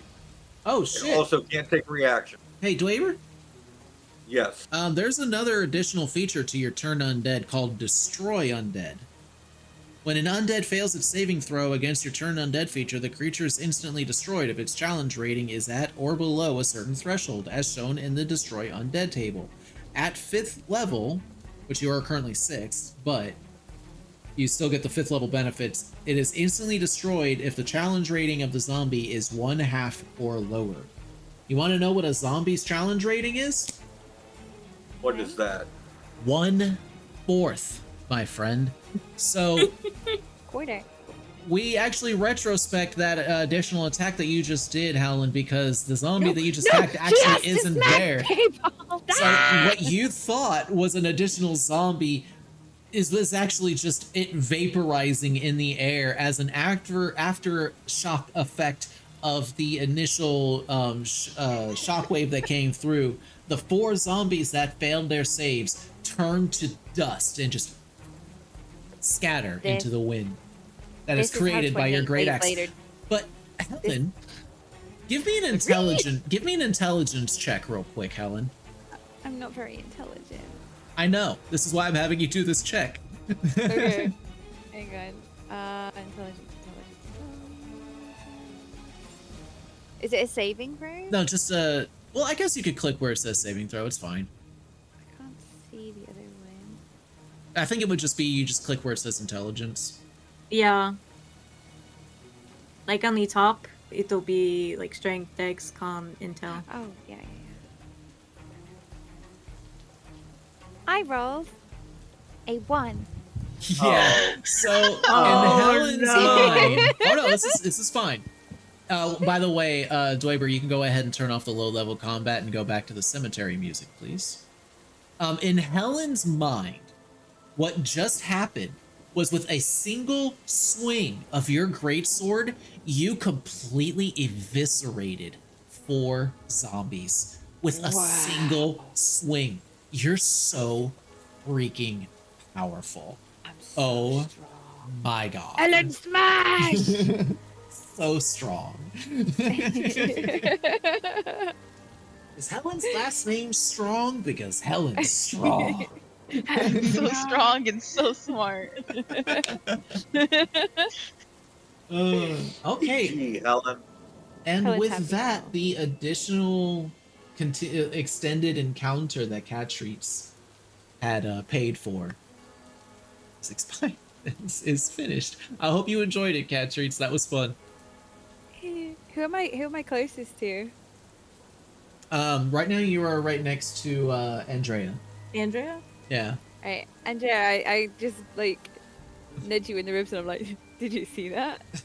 Yeah, that was so cool, Helen. Because I'm up here with my -1 intelligence too. I have been getting my shit wrecked this whole time, and I finally do something good, and Helen's getting credit for it. wait.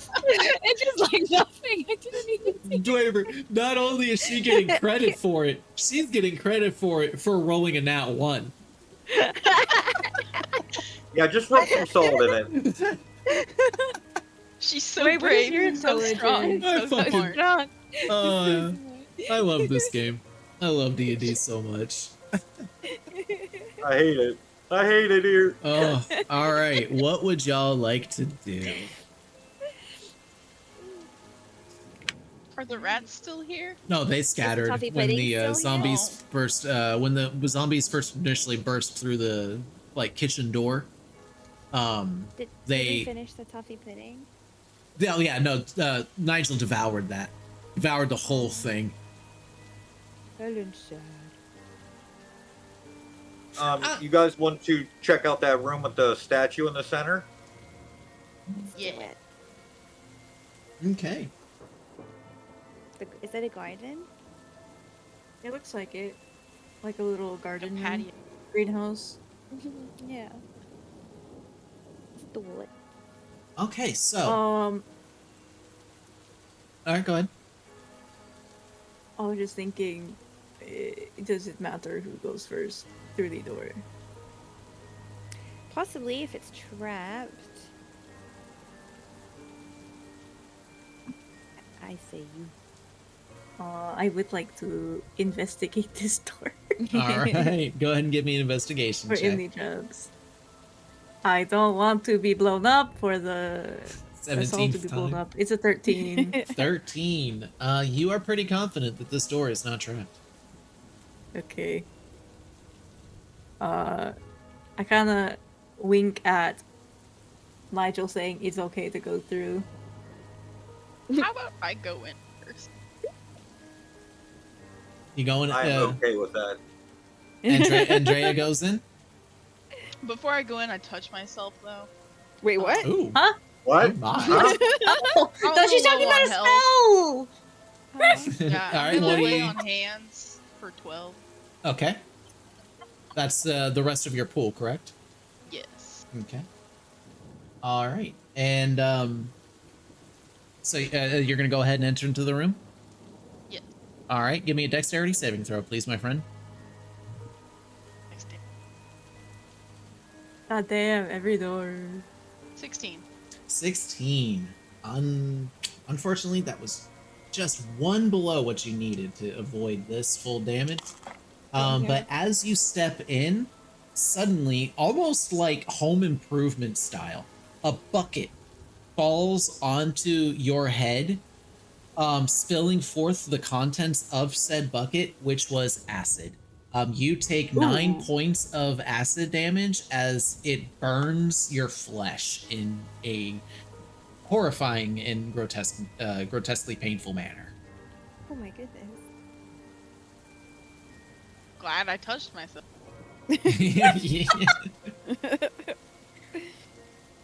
Oh god. Well, that was a mistake. It's good I didn't go through, wow. Yeah, and as you walk in, you kind of notice that there is like a small wedge-like platform that was triggered to dump the bucket down whenever these doors were open. But the doorway opens to what appears to be a solarium. The sound of the rain pelting the side of the glass is kind of soothing to some and maybe annoying to Helen. But in here, you notice what should have been a beautiful garden that has now been left to wither away due to malnourishment and no attention. In the center of this room appears to be a statue of everybody give me a nature check to see if you know what this creature is. But you see what looks to be a panther-like creature rearing back on its legs, and these tentacles coming from its shoulders that end in what appear to be spiked suction cups that are just kind of waving in the air in a still, statuesque-like manner. What a nature check. I got 23. Okay. I got 11. Okay. It's Oh, about never mind, I midway saw it. down your, yeah. Well, I will say Nigel's roll is definitely good enough, and he can relay this information to the group. This statue is depicting a displacer beast. In the A what? A displacer beast. It is a type of creature that is known for casting an illusion of where you think it might be, but it's actually not. It's hard to like narrow where exactly a displacer beast is at so that you can actually land an attack on it effectively. And it seems to have inspired this artist for creating this here statue. In the back of the solarium, you notice what appears to be a large and elaborate stone and marble chest with two wooden rocking chairs on either side facing towards the displacer beast statue. There are also various pots of or vases for flowers and such like that, but the flowers themselves having long died and withered away for lack of, hydration and such like that. The tender love and care. So, the room is open to you all. What would you like to do? Before we do anything, Andrea, how are you on health? I'm at 29. Can I cast Prayer of Healing on her? I believe Prayer of Healing is a thing that heals multiple people, is it not? Like it heals in an Oh, area? Healing ward, I'm sorry. Oh, okay, yeah. No, absolutely. Easy enough to do. Go ahead and roll for that.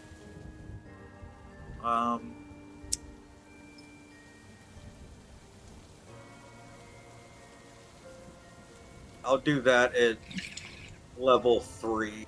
Ooh, fancy. 3d4 plus 9. Whoops, I messed up. Hold on. Hold on, Dweber, hold on. Before you do that, you said plus 9? You already rolled it. I rolled 4 instead of 3. Oh. Wait, so you rolled a 4th level spell slot? Oh, wait, no. Yeah, no, it would. Yeah, I don't know. So I rolled 3. 3 plus 9 is 12. Well, there you go. 12 points of healing back to you. That was the worst possible scenario. I rolled all ones. The dice taketh, and the dice giveth away. Hey, y'all remember when I rolled 3d4s and rolled all 4s? Yeah. But that benefited you. You can't be sad at that, Dweber. Those were 12 rats that were on your side and defended your ass. Literally. And I think that would have been a tough fight. Mm-hmm. I did get some good cuddles in, I can't lie. And a good cry. Can I investigate that chest to see if it looks like it's trapped or guarded by any kind of magic or anything? Yeah, sure. Before you do so, go ahead and roll me a D100, please.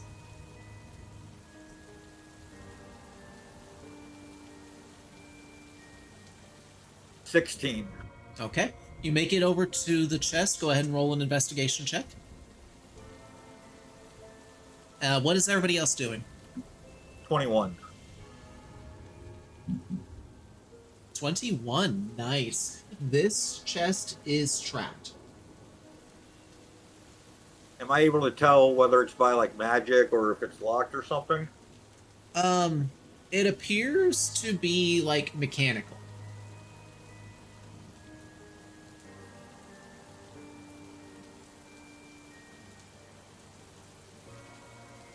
I don't know how we'd get around that. Can't you pick a lock that's mechanical? Or not? I don't have a lockpick. You can disarm. Leroy can disarm traps. Yeah. It would be a let sleight of hand me trap. look at it.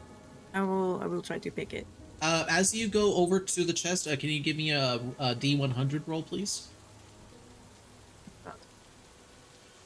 Where's the 100? Oh, here it is. 78. All right. As you make your way over to the chest, you step on one panel that Nigel did not, and when you do, your foot sinks down and spikes come up. I would like for you to make a dexterity saving throw for me, please. 21. 21. You are unaffected. You are able to skirt the spike trap without any damage to you. And you make it over to the chest. Go ahead and roll a sleight of hand check for me, please, to disarm it. 15. 15. Can you make me another dexterity saving throw, please? Fucking hell. 13. 13. As you go to try and disable the device, you accidentally slip and cut a wire that you did not mean to, and the trigger or the trap triggers prematurely. Part of the stonework that creates this chest had a sudden small circular panel opens up, and a spear comes shooting out and stabs you right in the stomach for Ow. 4 points of piercing damage. And I need you to make a Constitution saving throw for me, please. Jesus. Wait. Okay. Yeah, as the spear like stabs and then retracts back in, you notice like a faint sickly green on the either edge of the blade that is the spear. Wait, is that poison though? It is poison. You I'm are immune to unaffected. poison. You are so never mind. You are immune. That's right. Yeah, I was about to say green. I'm immune. Yay! Yo, magic item did a thing. Let's go. Let's go. All right. So yeah, so it's just the 4 points of piercing. The poison has no effect on you. But the trap is triggered and therefore no longer poses a threat on this chest. That was only trapped. It was not locked. And as you open it, it reveals quite a lot. On the inside, you find a complete set of +1 splint armor, a set of +1 studded leather armor, and a +1 shield.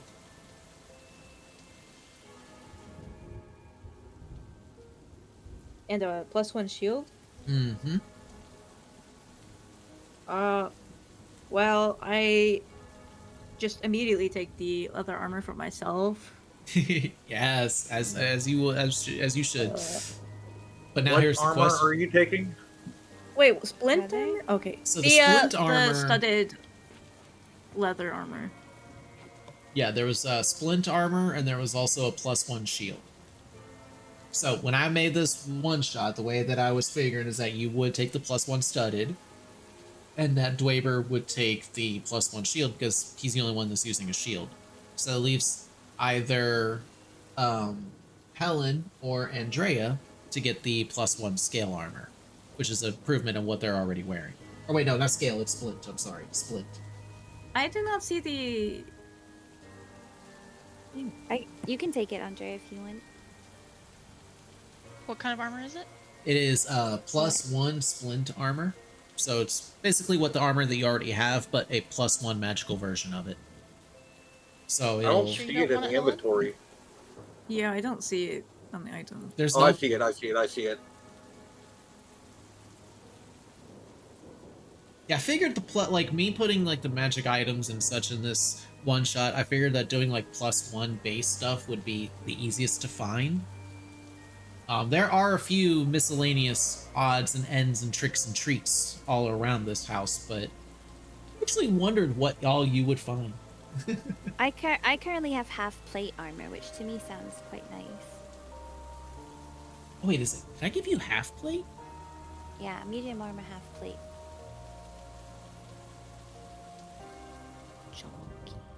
Okay, I'll take the +1 splint. You must have had a It's just an decent upgrade to what I have. dexterity or something is the reason why. What's your armor class, Looney? Armor class? Yeah, your AC. What's your AC? Oh, 17. Yeah, okay. All right, that was I why have really then. high dex. Well, I have +2 dex and +4 con. Yeah. That's why I get okay. With this, I am now 17. Nice. Nice. We're strong. Yes. Alrighty. Okay. Is there anything else anybody would like to do? as you all get these various Um, goodies distributed among yourselves? I'm getting a shield, right? Yes, the +1 shield. You're the only one in the group that uses it, so. Yeah, I have to. I have to have 2 hands on my great sword. So, like, with the paladin, it gives me the option to two-hand wield, and I wasn't really sure how to do the rules for that. So whenever you're two-handing the longsword, you'll use the D10 damage for your dice rolls instead of the D8. Okay. Drowsy, what did you get from that? leather armor. I already added it. Oh, okay. Took me a minute to find it. Could I go take a quick think? Yeah, of course. No. Ah, thank you. I'll be right back. I'm also gonna run to the bathroom. Okay. Seems like a good time as any. I think I will go as well. I will be right back. Break time. I guess I'll stretch then.